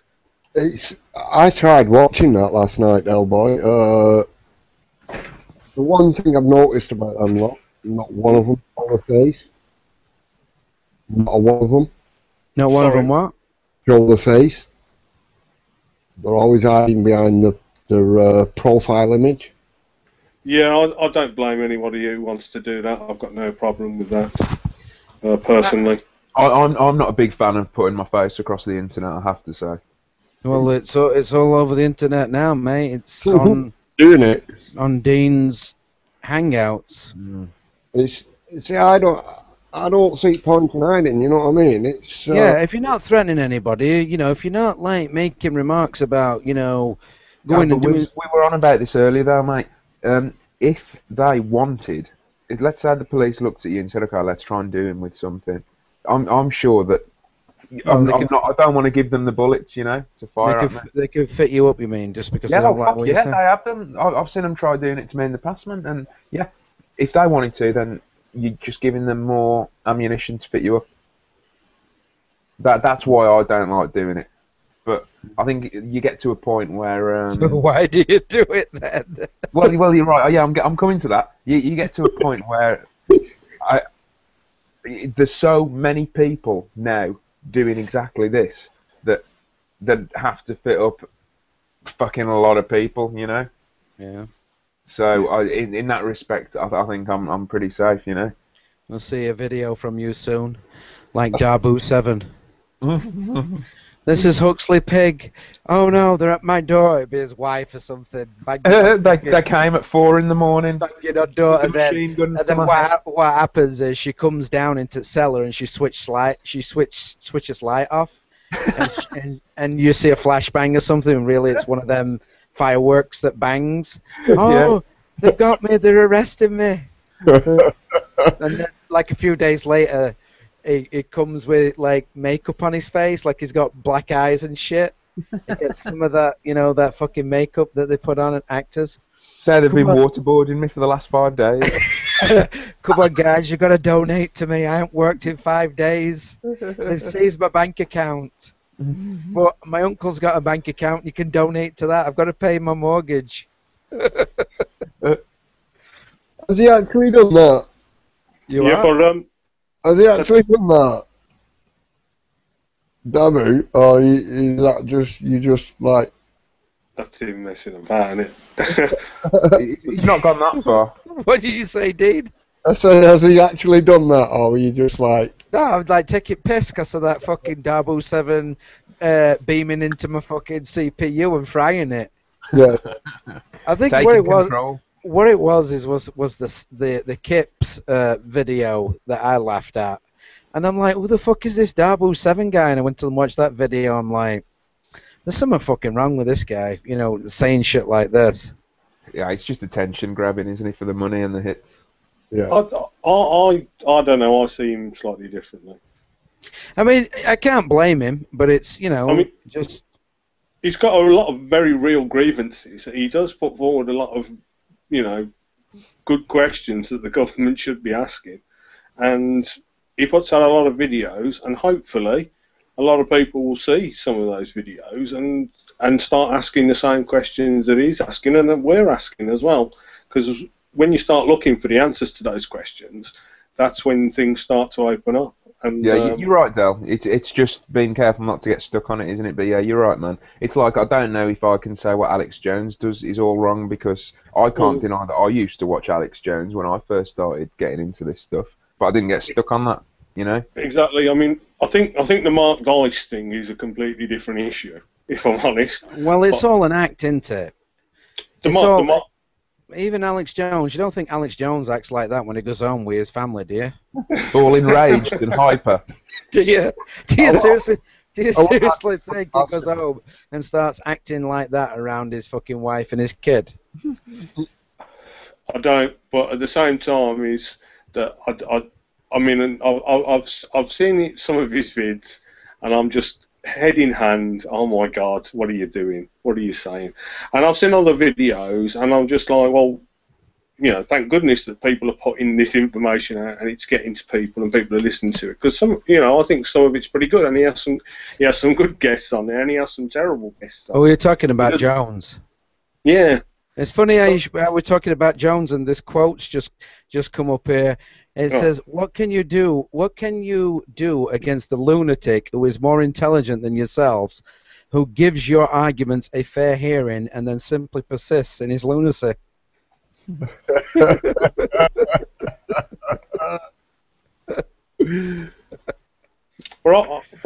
I do see.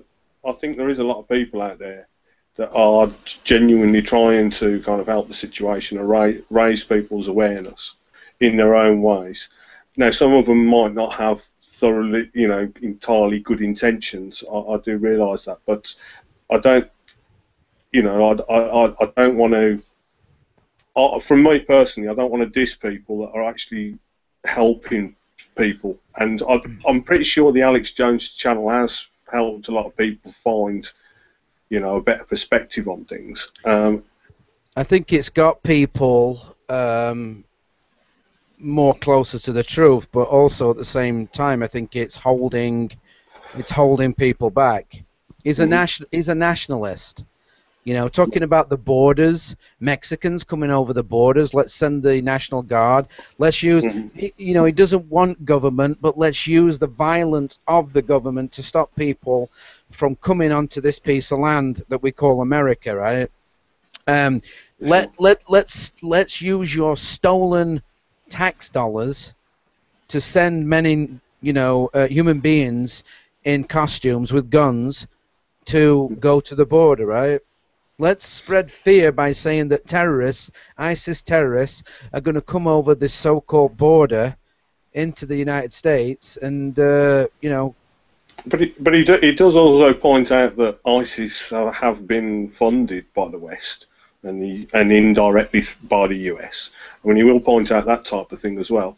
I think as a starting point, realising how corrupt your government is, you know, in the US's case and our case, and a lot of other governments for that matter.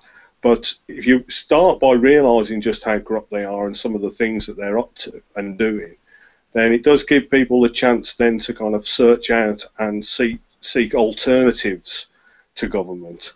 And that's kind of why I'm here, and why I hold the views I do now, is because I started off just by, you know, starting to realise how utterly evil the people that govern us are, and then I looked for the alternatives.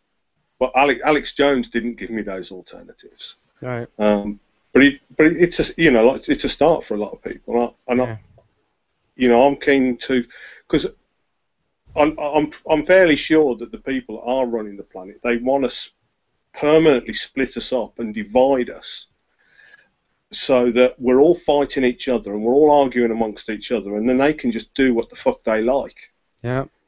And you know, I think the way forward is to try and find as much common ground with as many people as possible, and say, look, this is the problem. We're all agreed on that. Now let's talk sensibly about different solutions to those problems. and hopefully anarchy will be one of those things that's put forward, but it will be put forward hopefully in a reasonable and sensible and a peace through anarchy approach, rather than let's have anarchy like the Sex Pistols seem to enjoy it. So I don't like the dissing of people that I think are trying to do some good. No, I'm not putting Alex Jones down. What I'm trying to say is that I think that I'm just pointing out the fact that a lot of his stuff is based on fear. He gets attention by fear. People watch his, watch and tune in and listen to him, subscribe to him, and pay for him based on fear. Yeah.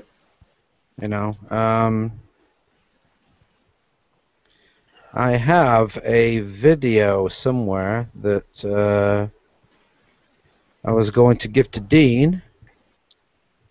Have you guys heard of Joe Rogan? Yes, I have. Josh Rogan? No, Joe Rogan. Who's Josh Rogan? Who am I fucking thinking of? I only know him because he's interviewed Stefan Molyneux, Yeah. and I enjoy listening to Stefan Molyneux. I'll be perfectly honest. I think he's got a lot of. I don't agree. I don't agree with everything that Molyneux says. I don't agree with this I don't agree with this defooing shit. I think you should try and work things out with your family and stuff and that. For sure. I don't agree with that, and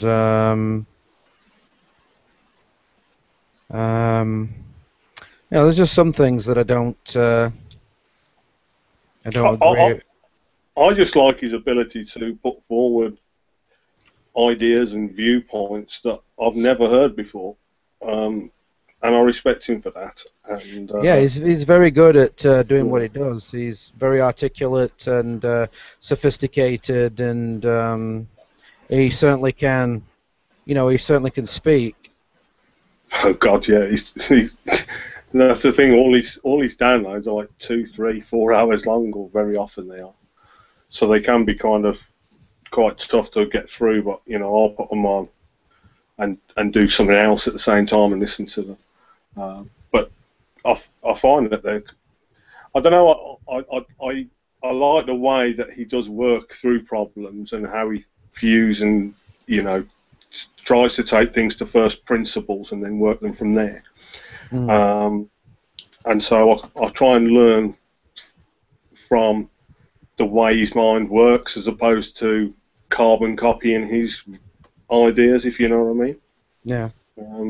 Well, basically, to be honest with you, all the anarchy that he's talking about, the non-aggression principle and things like that. Yeah. This has already been put out there by other anarchists. You know that it's not original. The majority of all of his stuff, it's not original. He can't, he doesn't. I agree, and I don't think he particularly proclaims that.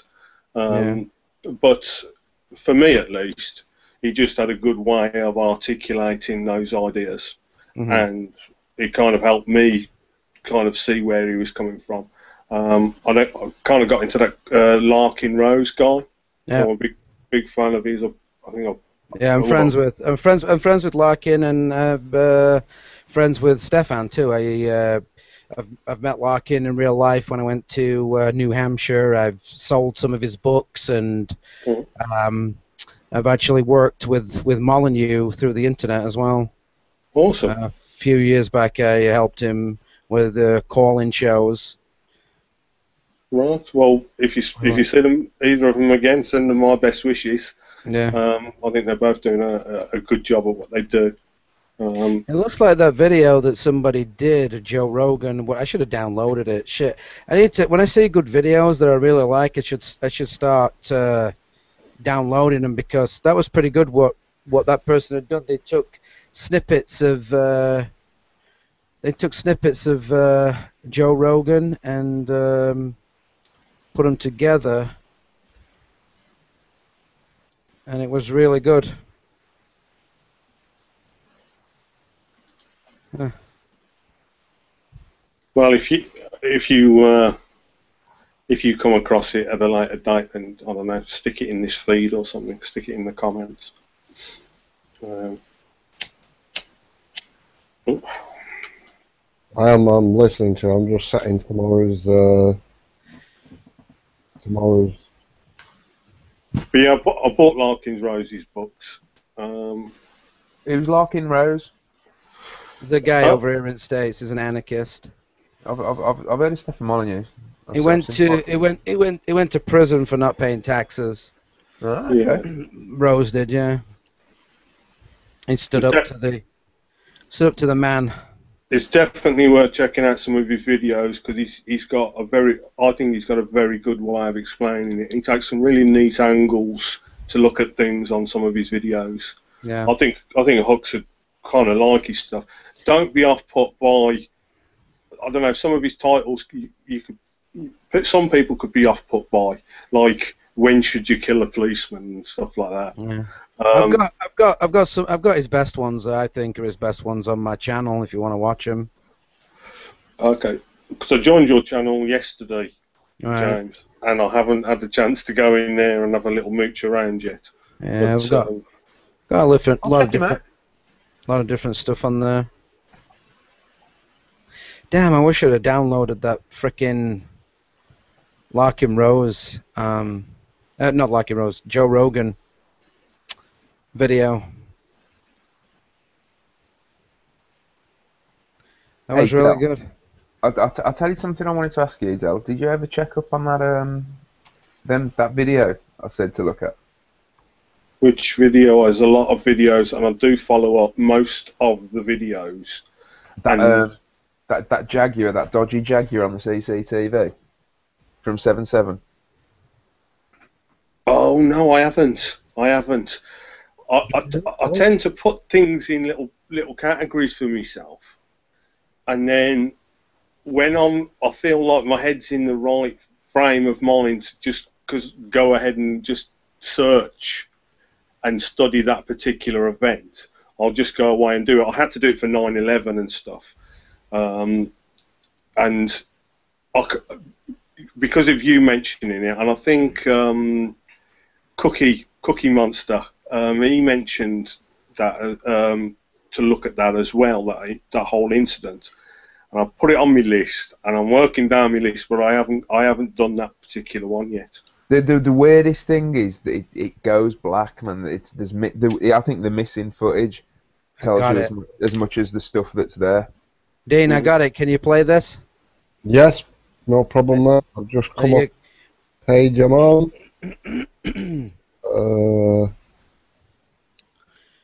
This guy with whoever's gone through Rogan's videos and took these snippets, everything that Rogan says in here, this guy has spent the time to go through Rogan's videos, and he must have downloaded every single one of them, and then he's taken snippets that he likes, and he's put them into this one particular video. Like if you want to screen share that and play that, Dean, because I know that your audio comes over. From what I've seen, Joe Rogan seems like a thoroughly sensible and pretty amenable type of guy. Mm-hmm. You ready? Yep. Yeah, man. Let's just put it on so you can all see it. Oh, hang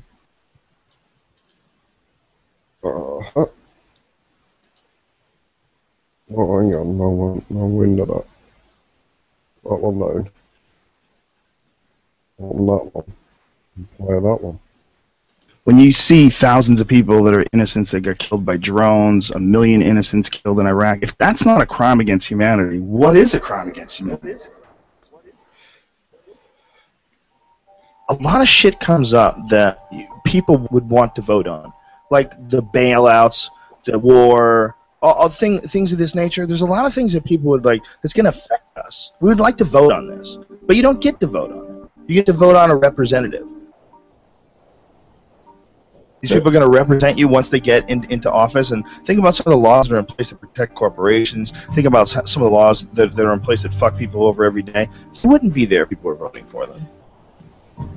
We all have this desire to have someone lead us. We all have this feeling where we need someone who's smarter and wiser, who represents us. You know, and when you're really fucking dumb, the problem is really dumb people, they get a say in everything too. And they're subject to a lot of tricks. They're subject to nationalism. They're subject to these kind of ridiculous rah rah rah America speeches that don't say jack shit. They say nothing. It's all just this cheerleading fucking event, and they're subject to it. They can't help it. They're dumb. They don't know they're being bullshitted. They grew up around dumb people. They go to work with dumb people. There's no one in their family that's interesting or asks any questions at all, and they just get sucked right into it, man. This society is so greedy, we're willing to go to war. We're willing to go places and send these big metal machines that kill people and fuck people up just so we can make more money. And the way our society is set up, I mean, I've heard it argued, and argued successfully, that our society runs on war.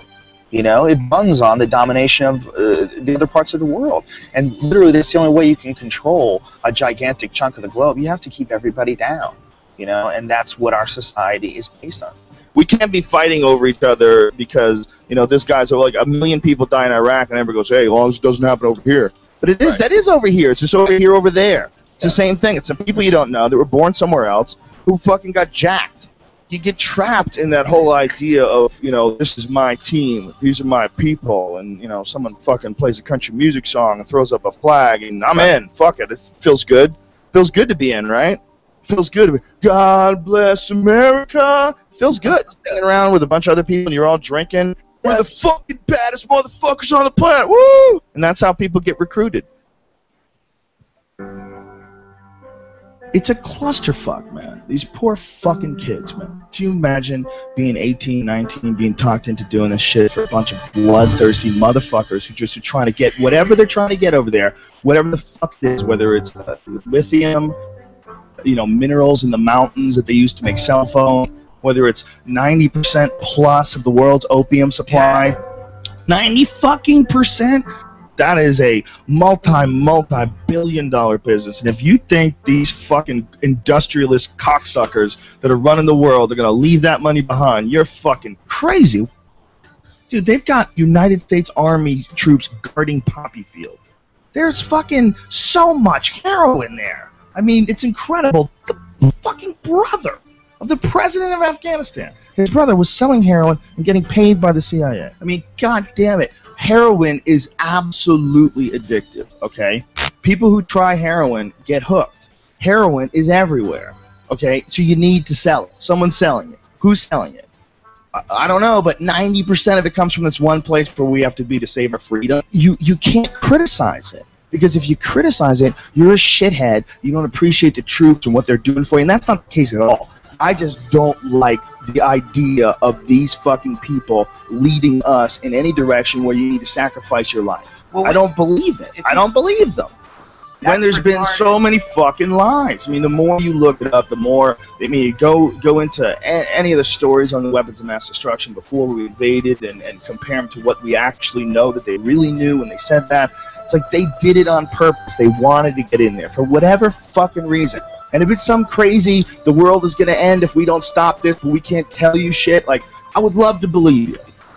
I would love to believe that the reason why you're not telling us exactly what the fuck is going on is because you're really protecting us from some insanely evil thing that if we knew about it, society would collapse. But our strong, brave, powerful leaders are going to guide us without our knowledge. I would love to believe you. If you weren't all full of shit. We're going to have to step back and look at it all in a different way. And I don't think you're going to get that from just voting for president and dealing with all this nonsense that we have right now with the fucking the two-party system. It's just, we're spinning our wheels. We're not getting any traction. This is all nonsense. The same nonsense with Obama that we dealt with Bush. Special interest groups controlling what people say and do and what direction the country goes in and save us from the bad guys. Shut the fuck up, man. It's the same nonsense. Operation Northwoods. was something that was plotted out during the 1960s, signed by the Joint Chiefs of Staff, where they were going to fake terrorist attacks on American civilians and blame it on the Cubans so we could go to war with Cuba. It involved a bunch of shit, like blowing up a jetliner. They were going to have a drone jetliner blow it up and say that people died on it, and this was going to get everybody fired up about going to war with Cuba. They were even going to attack Guantanamo Bay. They were going to arm Cuban friendlies to attack Guantanamo Bay so that we would have to go to war with Cuba. This is like our own government. They plotted this out. This is like real shit. I remember when I saw JFK, the Oliver Stone movie, and that was like part of the premise that JFK, that Oliver Stone was pushing in this film, is that they killed JFK because they wanted to stay in Vietnam because they were making a lot of money in Vietnam. And I remember at the time seeing that movie going, that is absolutely ridiculous. Who the fuck believes that? Are they going to start wars and keep wars going just so they can make money, even though it's not a real war, it's not a just war? Nobody wants to go to war. That's stupid hippie bullshit. Well, as I got older and I started investigating history, you know, from way back to Vietnam, to the Gulf of Tonkin, to all the shit that happened when Kennedy and Nixon were in office, to all the shit that happened with Reagan and the Contras in Nicaragua and the Sandinistas, and all the different various things that have happened in human history where it's clear that the United States is, you know, we're fucking around with all kinds of things all the time to make money. And that there's a bunch of people that are profiting off of war. And they're not just profiting like a little bit of money here and there. You know, you look at like what's going on with like how much money Halliburton made from the war. We're talking about billions and billions of dollars. That's like real money. Eisenhower leaving office, and he's giving a speech warning the American people about the power of the military-industrial complex. You know, when you watch that, you're like, well, here is the sitting president who's leaving office, but the most important thing that he wants to tell people is that you have to be careful because there's a machine here that wants to go to war. There's a business behind going to other countries and fucking people up and taking their shit, and they come up with reasons to do this, and they sacrifice American lives to do this, and they do it for profit. And it sounds absolutely ridiculous. It sounds absolutely outrageous that the greatest country on earth could be involved in something like that from the get-go. But yet, that's what history says. That's how it points. It points in that direction. It points in that direction that it's going in. In the councils of government, we must guard against the acquisition of unwarranted influence, whether sought or unsought, by the military-industrial complex. The potential for the disastrous rise of misplaced power exists and will persist. We must never let the weight of this combination endanger our liberties or democratic processes.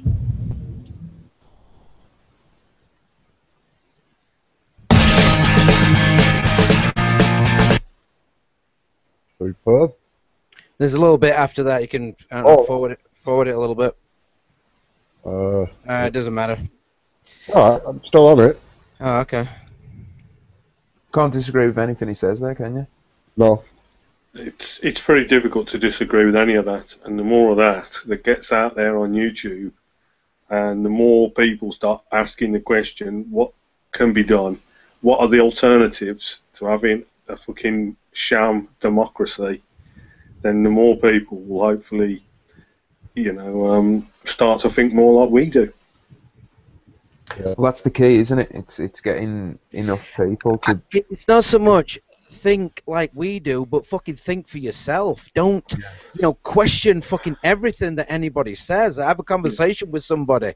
You know, don't just let somebody tell you, you know, this is it and this is how it is, and then you know what I mean. Go and fucking do it. Just question it. Use your fucking head. Yeah, find out for yourself, man. Yeah, good advice. That's what. You know, think about it logically. You know, am I in charge of my own life, or is somebody in charge of it for me? That's what I used to get pulled at all the time at school. Like, fucking questioning them, not agreeing with what they were saying. Yeah, I mean, this is another problem. I think it's one of the things that Stefan comes up about, and that is that the kids at school these days who are problematical and do question it and do kind of put up resistance against, you know, just being forced into doing everything. They're the ones that get labelled as having ADD and mental problems, and they all got put on medication, and they get turned into zombies, and so they can't do anything to think for Yeah. themselves. Yeah. Do you know what I mean? So the very people that are most likely to be thinking for themselves and talking about these things are the people that they're basically turning into zombies and putting to sleep. Yep. And that type of dirty, fucking underhanded tactic is going to be really difficult to overcome. Because I don't know the figures, but a ridiculously high proportion of Americans are on medication for some type of thing, Yeah. and the UK is going exactly the same way. Gone. That's it. But that's finish this video off, or yeah. I just bang this on. I'll let you crack on. No, sorry, mate.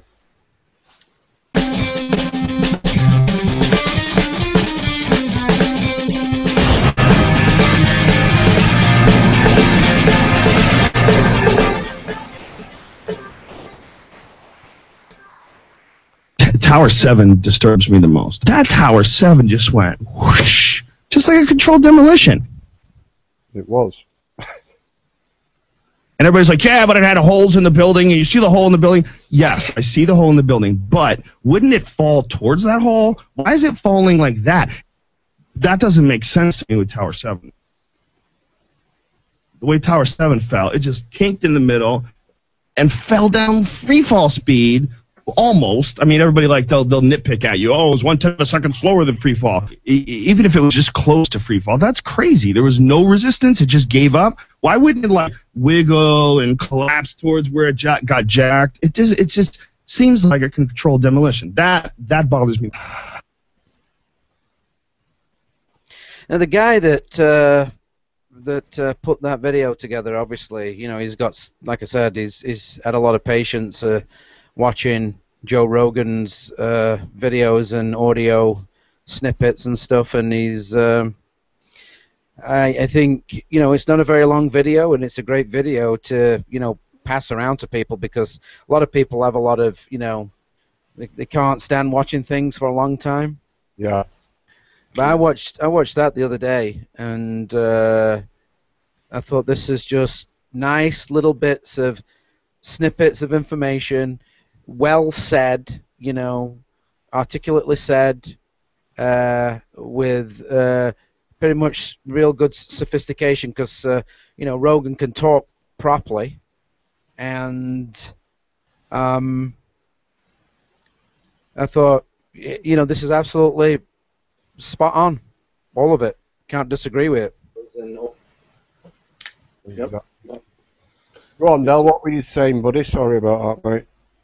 No, I totally agree with everything James is saying. I think those are the kind of videos that I've just I've subscribed to that channel, and I shall kind of bookmark that video, because for people that want to see the problem kind of quickly, you've got, what is it, an 8-minute video, 7-minute video, something like that? No, I think it's like 9 minutes, 9 minute 36, but it's less than 10 minutes. So it's less than 10 minutes. So you can sit down for 10 minutes and go, yeah, I kind of see that, I see that, I see that, yeah, fair enough, yeah, oh dear, yeah. And then as the video goes on, hopefully they'll start to kind of come to terms with what he's telling them. And I think, something that they can sit down and watch in 10 minutes and that makes such obvious sense is definitely the kind of videos that we need to be sending all our buddies, all our asleep friends. Because, there's no point sending them videos that the Queen is an alien or whatever, yeah, and Prince Philip's a fucking lizard. Do you know what I mean? Yeah. There's no point sending them those. Even things like chemtrails, and I haven't studied the chemtrails thing, but I do believe that there's quite a lot of evidence building up for the existence of chemtrails. All you've got to do is stick to factual things, right? And stick to factual things that you don't have to, go out of the way to prove. I was saying this the other night, wasn't I? I think the banking system's a good one, a very good one. Very good one, because at the end of the day, anyone can go online and look up what their national debt is, and everybody that does that, I mean, if they go online and they're looking up about the USA, they'll find out that they're $17 trillion in debt, and then they'll find out that we're 1.4 trillion pounds in debt. And hopefully they'll research it a little bit more and find out that all those figures are fiddled and we actually owe a lot more as well.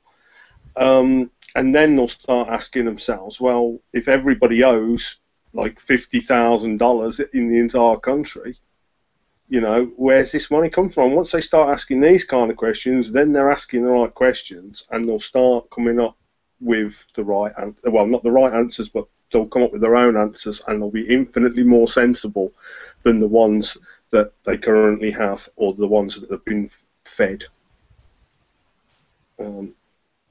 So yeah, I think, well, I shall book them. I'll send that video to my buddy. Fractional reserve as well. The fractional reserve bank, in the way that they just create it out of their ass. Yeah, and the check my screen out that I'm sharing right now. Yeah, it's on main screen, buddy. Oh, hello. Cost of war in Afghanistan, cost of war in Iraq. Yeah. Cost of wars since 2001. I read it costs us £12 million every single day for our little involvement in Afghanistan. Still. No, I've got that in my back pocket.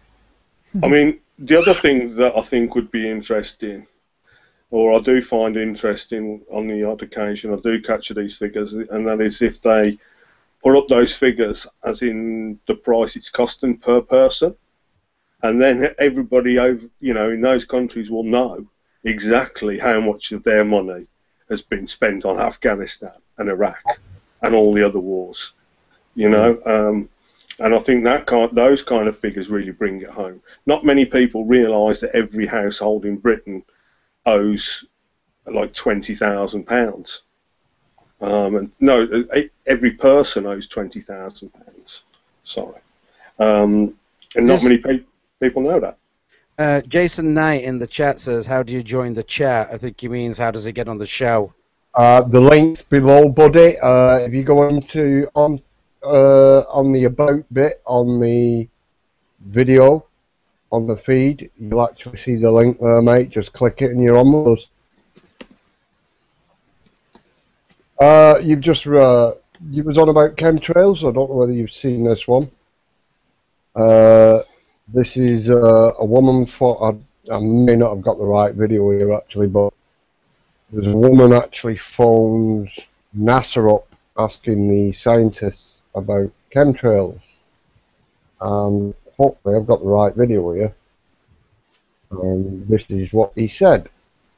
I'll know within the first few minutes who it is anyway. I'd like to say back the recording that when I called NASA yesterday and I spoke with someone in your Washington, D.C. office, I was told that he's scared to death. He's going to denounce his citizenship and go back to the Philippines. Okay. That's what I was told by NASA yesterday when I called. Okay. And directly from your office. That conversation with their knowledge?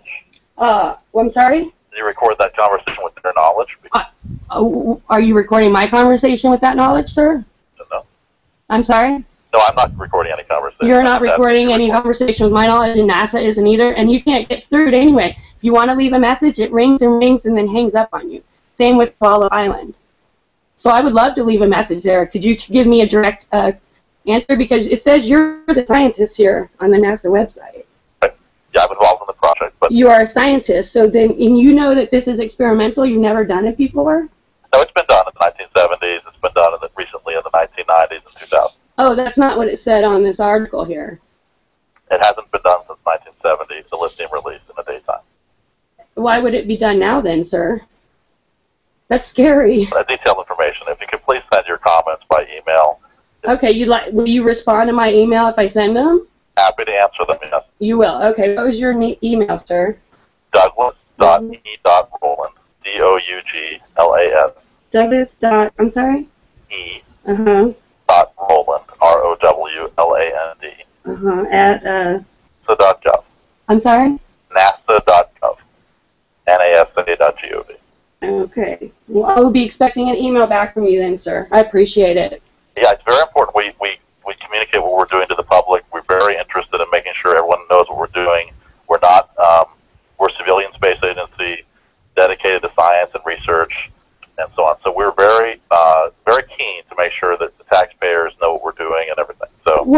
know, when the article came out in the major newspapers, including the Huffington Post, there was no mention of lithium. Not one. Not one mention of lithium until I heard the recording of the actual. I listened to it. I listened to the rockets go off. I had no idea there was going to be a lithium dispersed until I heard payload lithium dispersed. Right. There was something dispersed, and I'll be happy to talk to you about it. I think you might be under some misconceptions about what we're doing, but I'm happy to tell you any details that you need. Well, I know that it says in your article that you're doing it for communications. Okay, I'm happy to talk to you more about it. There are many reasons we're doing it. Okay. We don't understand how the wind in the upper atmosphere moves. Mm-hmm. In these chemtrails, there's different kinds of chemtrails, as you probably know. Different trails at night we use and different trails during the day. The wind blows them around. They glow either on their own or from scattered sunlight. Take pictures, and we can see how the wind trail moves around and use that to infer what the wind is. Just like if you were taking a picture of an airplane contrail, you can use that to see how the wind was blowing up at those altitudes. This is much higher altitude, so we use these chemical trails. And what is the purpose of knowing what the wind's going to do in the ionosphere? The purpose is the ionosphere. It's really to understand our planet. It's very fundamental science. We're trying to understand. Every day we know there's electric currents that flow over the head. They're just naturally there. They've been there for ever since the Earth had an atmosphere and a magnetic field. And the wind is driven by the sun. The sun heats the atmosphere. The wind blows, and every day that wind drives an electric current. And we're trying to understand what causes that. Essentially, how does it work in detail? And also importantly, when the sun becomes active with lots of sunspots and lots of magnetic activity, that changes the wind pattern and changes the electric current. So we want to understand both what it is on a regular day when there's no solar activity, and then what it is when there's a lot of solar activity. Is there some other kind of a way that you can use it without dispersing the lithium? We're researching other ways. The lithium is actually harmless to the environment, and we can show you more about that. But it is tricky to use because it's very faint. You can't see it with your naked eye. You have to, have special cameras to see it and so on. So we don't like to use it for that reason. It's hard. In other words, it's hard measurements to make. We're researching other ways to put sensors directly on the rocket to measure the wind, and those are ongoing. We're trying to develop those now. In fact, one of the purposes of this mission was to do that. Okay. Well, you've explained it to me then. I don't agree with it, but I appreciate you explaining it to me. Mel, too, if you have detailed questions, anything you want. Okay, I will. I'm gonna research it a little more, and I will email you. And I appreciate you taking the time out to speak to me today, sir. Your call. It's not often we get to hear from members of the public and people who are really interested and concerned with what we're doing. And I really appreciate your time. I wish more people would call. I really do. I've called my senators. I've called my governor. You can't get through to anyone, sir. You can't get through to anybody. Yeah. I go to my city council. I live in rural North Carolina. They don't care. They laugh you out of there. There's no other recourse for us, sir, unless to talk to people directly and find out what is going on, because we're paying for it. Well, I don't know how far you are from Wallace Flight Facility. Is that easy? Is that drivable from where you are? Where is it, sir? I don't know where it is. It's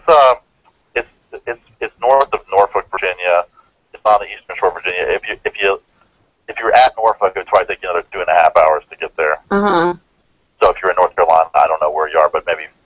Right. Yeah, I'm in western rural North Carolina near the Tennessee border. If you have a chance, you might consider either going to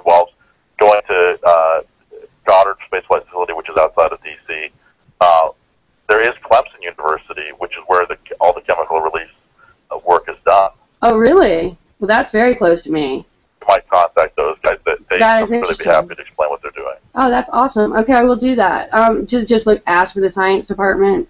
Well, I don't know what department they're in, but Larson, L-A-R-S-E-N, Miguel Larson is the lead, and he's been doing this for decades and can explain in detail what they're doing and why it's not an issue for people living. We wouldn't, we would be, as a government agency, we would not be allowed, to do anything that would be harmful. So he's done strict controls and that sort of thing. So he can explain it to you. He can even show you around, that sort of thing. Okay, and you said his name was Miguel Larson with an L? L-A-R-S-E-N. Okay, at Clemson. Okay, well, thank you so much, Mr. Rowan. I appreciate all of your information.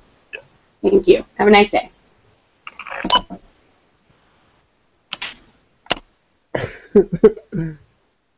Makes you laugh. Lithium's not harmful. Well, the thing is, I've seen some videos. I mean, they don't not admit. You know, they admit, should I say, they admit that this is happening, and you know, they make all kinds of stories up about it. I just don't think right now it's the most important thing to be trying to discuss with people to try and wake people up. I think that we're on the verge of another war. To tell you the truth. Mhm. Same here. Yeah, I do. I'm not happy. I'm not happy about it. I don't want No. that to be the case. I'm sure we're all in the same boat, but I can't see things panning out other than more than another war with multiple countries involved, and the USA will definitely be one of those countries that's involved, and I think it's probably 99.9% certain that the UK will be right there behind them.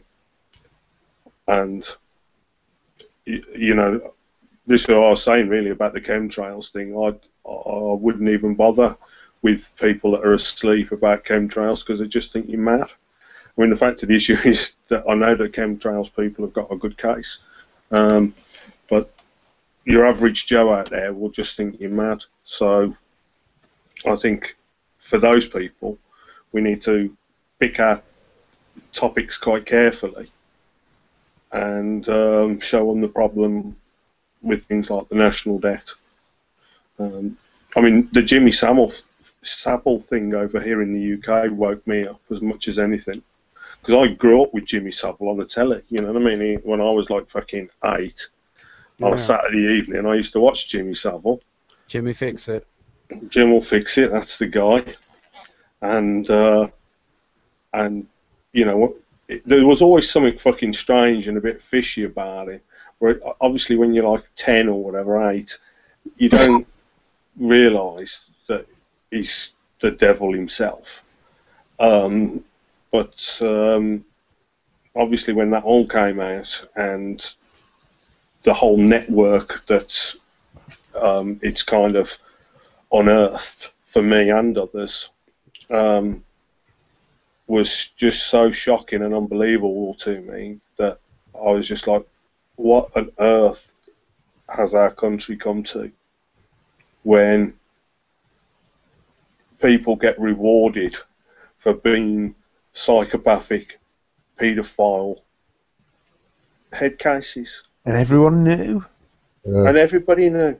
Or everybody in the media and in public office and all, you know, all the people that counted, so to speak, knew. It And was yet only still he got his knighthood. Yeah. I They mean, all get fucking knighthoods. Every time I see Sir, I just think fucking paedophile now. Yeah. You know what I mean? Just jump in a sec, Al. I've stuck that screenshot up. That's below the actual feed. If you go into the description, I forgot his name that wanted to join us, Jason. If you go into the description box, the link's there. You can just press it and jump in with us if you want. Sorry, Del. Crack on, mate. No, I was just saying, but the whole can of worms that are opened up for me just made me realise, and then I moved on to other topics. The national debt was the next one that I studied, and by the time I'd finished that, I was a good way there to realising what the problems were, or a good way there to realising I'd got a lot of work, but I could find out what the problems were. Well, we were all talking the other night, right? About, remember I pulled up the newspapers, the British rags, like the Independent and all that. Remember? Yeah. And they're all like peddling. They're all trying to fucking peddle war. You know? Yep. And you've got this NATO summit right now where they've got Cardiff sectioned off like a fucking prison. You know? I spent today watching the live feed from that. It's a fucking disgrace. I mean, first of all, the live feed kept cutting in and out, and I don't know whether that was like intentional or not. But we didn't get too much coverage at events. But what I did see was just thoroughly sickening. Them all just proud as fuck to be parading around with each other and Schmoozing. fucking loving every fucking second of it. The guy opens up with the speech, well, I'm very proud of what NATO has already achieved, and I thought, fucking hell, you fucking cunt. This is just the public that they're interviewing who's saying this? No, this was like the main speech at the NATO summit thing that one of the guys stood up and gave, and the first thing he said was how proud he was about all the great things that NATO had done. And I was just thinking to myself, you should be so fucking ashamed of what you've done. And you all need to go to jail. But, yeah, it's a fucking disgrace. It's unbelievable. It's all dressed up with pomp and ceremony and marching bands and fucking... There's some people protesting it, right? Oh, there's a lot of people protesting it. I've not seen much about that either, the protests. I know there was like a big thing about the Bilderberg protests. I think I saw some video on YouTube. You might want to Google it, Dean. You might be able to pull something up. Our media doesn't tell us when any of these protests are going on now. There's been protests in London, is it Leeds, Edinburgh, about Palestine, and austerity marches and these type of things, and I've yet to see one of them on the news. And I keep a good eye on the news. Oh yeah, there's no doubt that they won't show dissenting voices wherever they can help it. Yep. There's another thing that they didn't show, which is very telling, I think. You know what? Iceland had that economic collapse a couple of years ago. Yeah. And that was all over the news. You know, how you weren't going to get your money out of Iceland and all that. Oh no, yeah. I was thinking, good on you, Iceland. I don't want us to have our fucking money.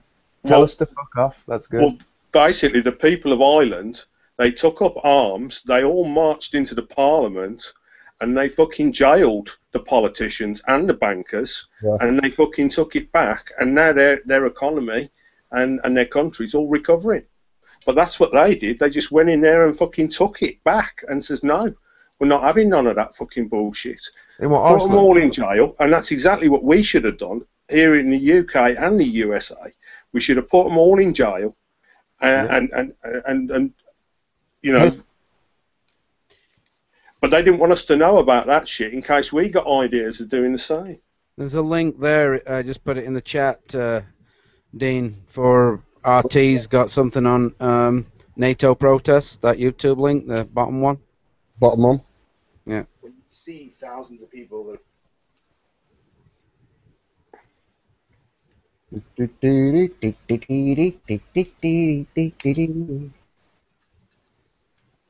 I'm sitting in the cafe. And we're paying for all the policing that they're having to put into this policing of the NATO thing. Oh, yeah, you are. Remember whose pocket that's coming out of? Very there they true, are folks. again. Got it backwards again, you know, protecting the rich.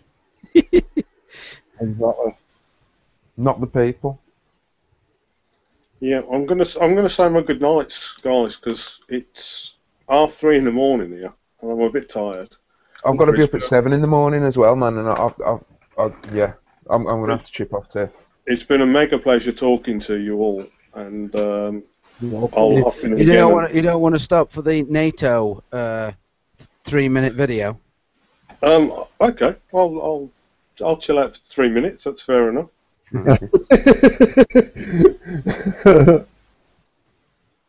Right, I'll press play now and get it over and done with.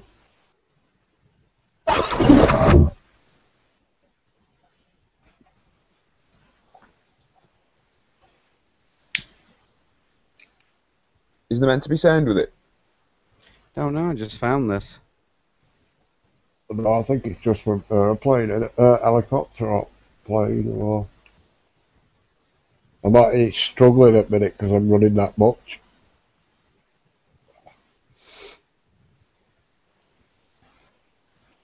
Look at them all, there's so many cops.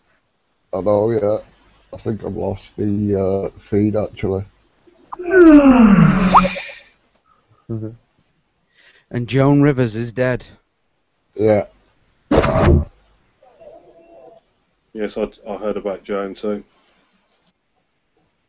Now, some conspiracy theorists are talking about this because she said that Obama is a homosexual and Michelle is a tranny. I can't, for some reason I can't play it, but No, you can't. it's not letting me play it. To be fair, this Google Hangout really chews up your CPU. I'm running at 100% all the time anyway. It's an office computer, this, you see. It's not really meant for doing shit what I do on it. Yeah. In the process of upgrading it, but no. Yeah, can you see that on mine? I've got it on the screen share. Yeah, we can see it on yours, Hux. There's still no sound. NATO means war. There isn't any sound with it. No.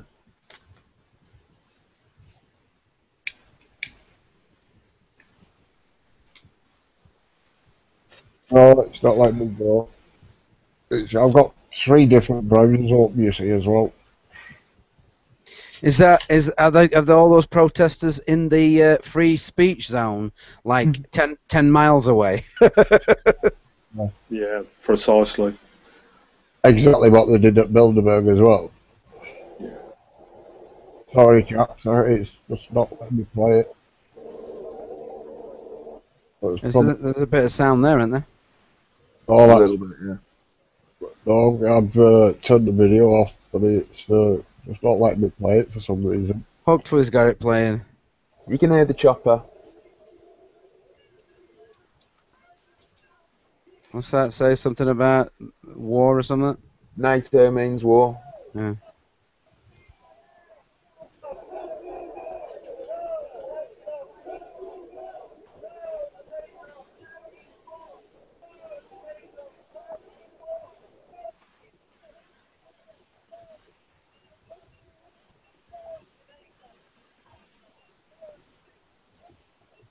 Stop NATO Bilderberg Empire. Mm. Well, it is. It's all the same ones, isn't it? And there we go. We're at Bilderberg. It's all the same people. Yeah, it's, if you look at it, all the elite in it that turn up at these G20s and all that. No. Right then, guys, I'm going to say my goodbyes. I've said All right. I've stayed from a 3-minute video. All right, Del Boy. Cheers, bud. Look Yeah, after I'm off yourself. too. Nice talking to you. All right, Huxley. Take it easy, people. You too. See you tomorrow for Friday Night Gun. Yeah, it's. I've just put it up. The link. It's. I've set the time for 9:30, but we don't usually start till about 10 o'clock anyway, do we? Nah, my shoulder's still fucking killing me, I tell you. Oh, alright, I'll see you soon. All right, man. Take care. See you later. Good night. Don't forget to turn your computer off. I thought he was just going to get up and walk away and leave his camera on. What I'll do is I'll call it a night on that, and we'll have a chat behind for a bit. All right, man. Cheers for everyone that's joined us. We're on again tomorrow night. We'll be on around about 10 o'clock-ish or thereabouts. Same again tomorrow night. All welcome to jump in and join us. All topics welcome, as long as they're not obscene. Yep, thanks. Thanks for joining us. Thanks a lot. Good night.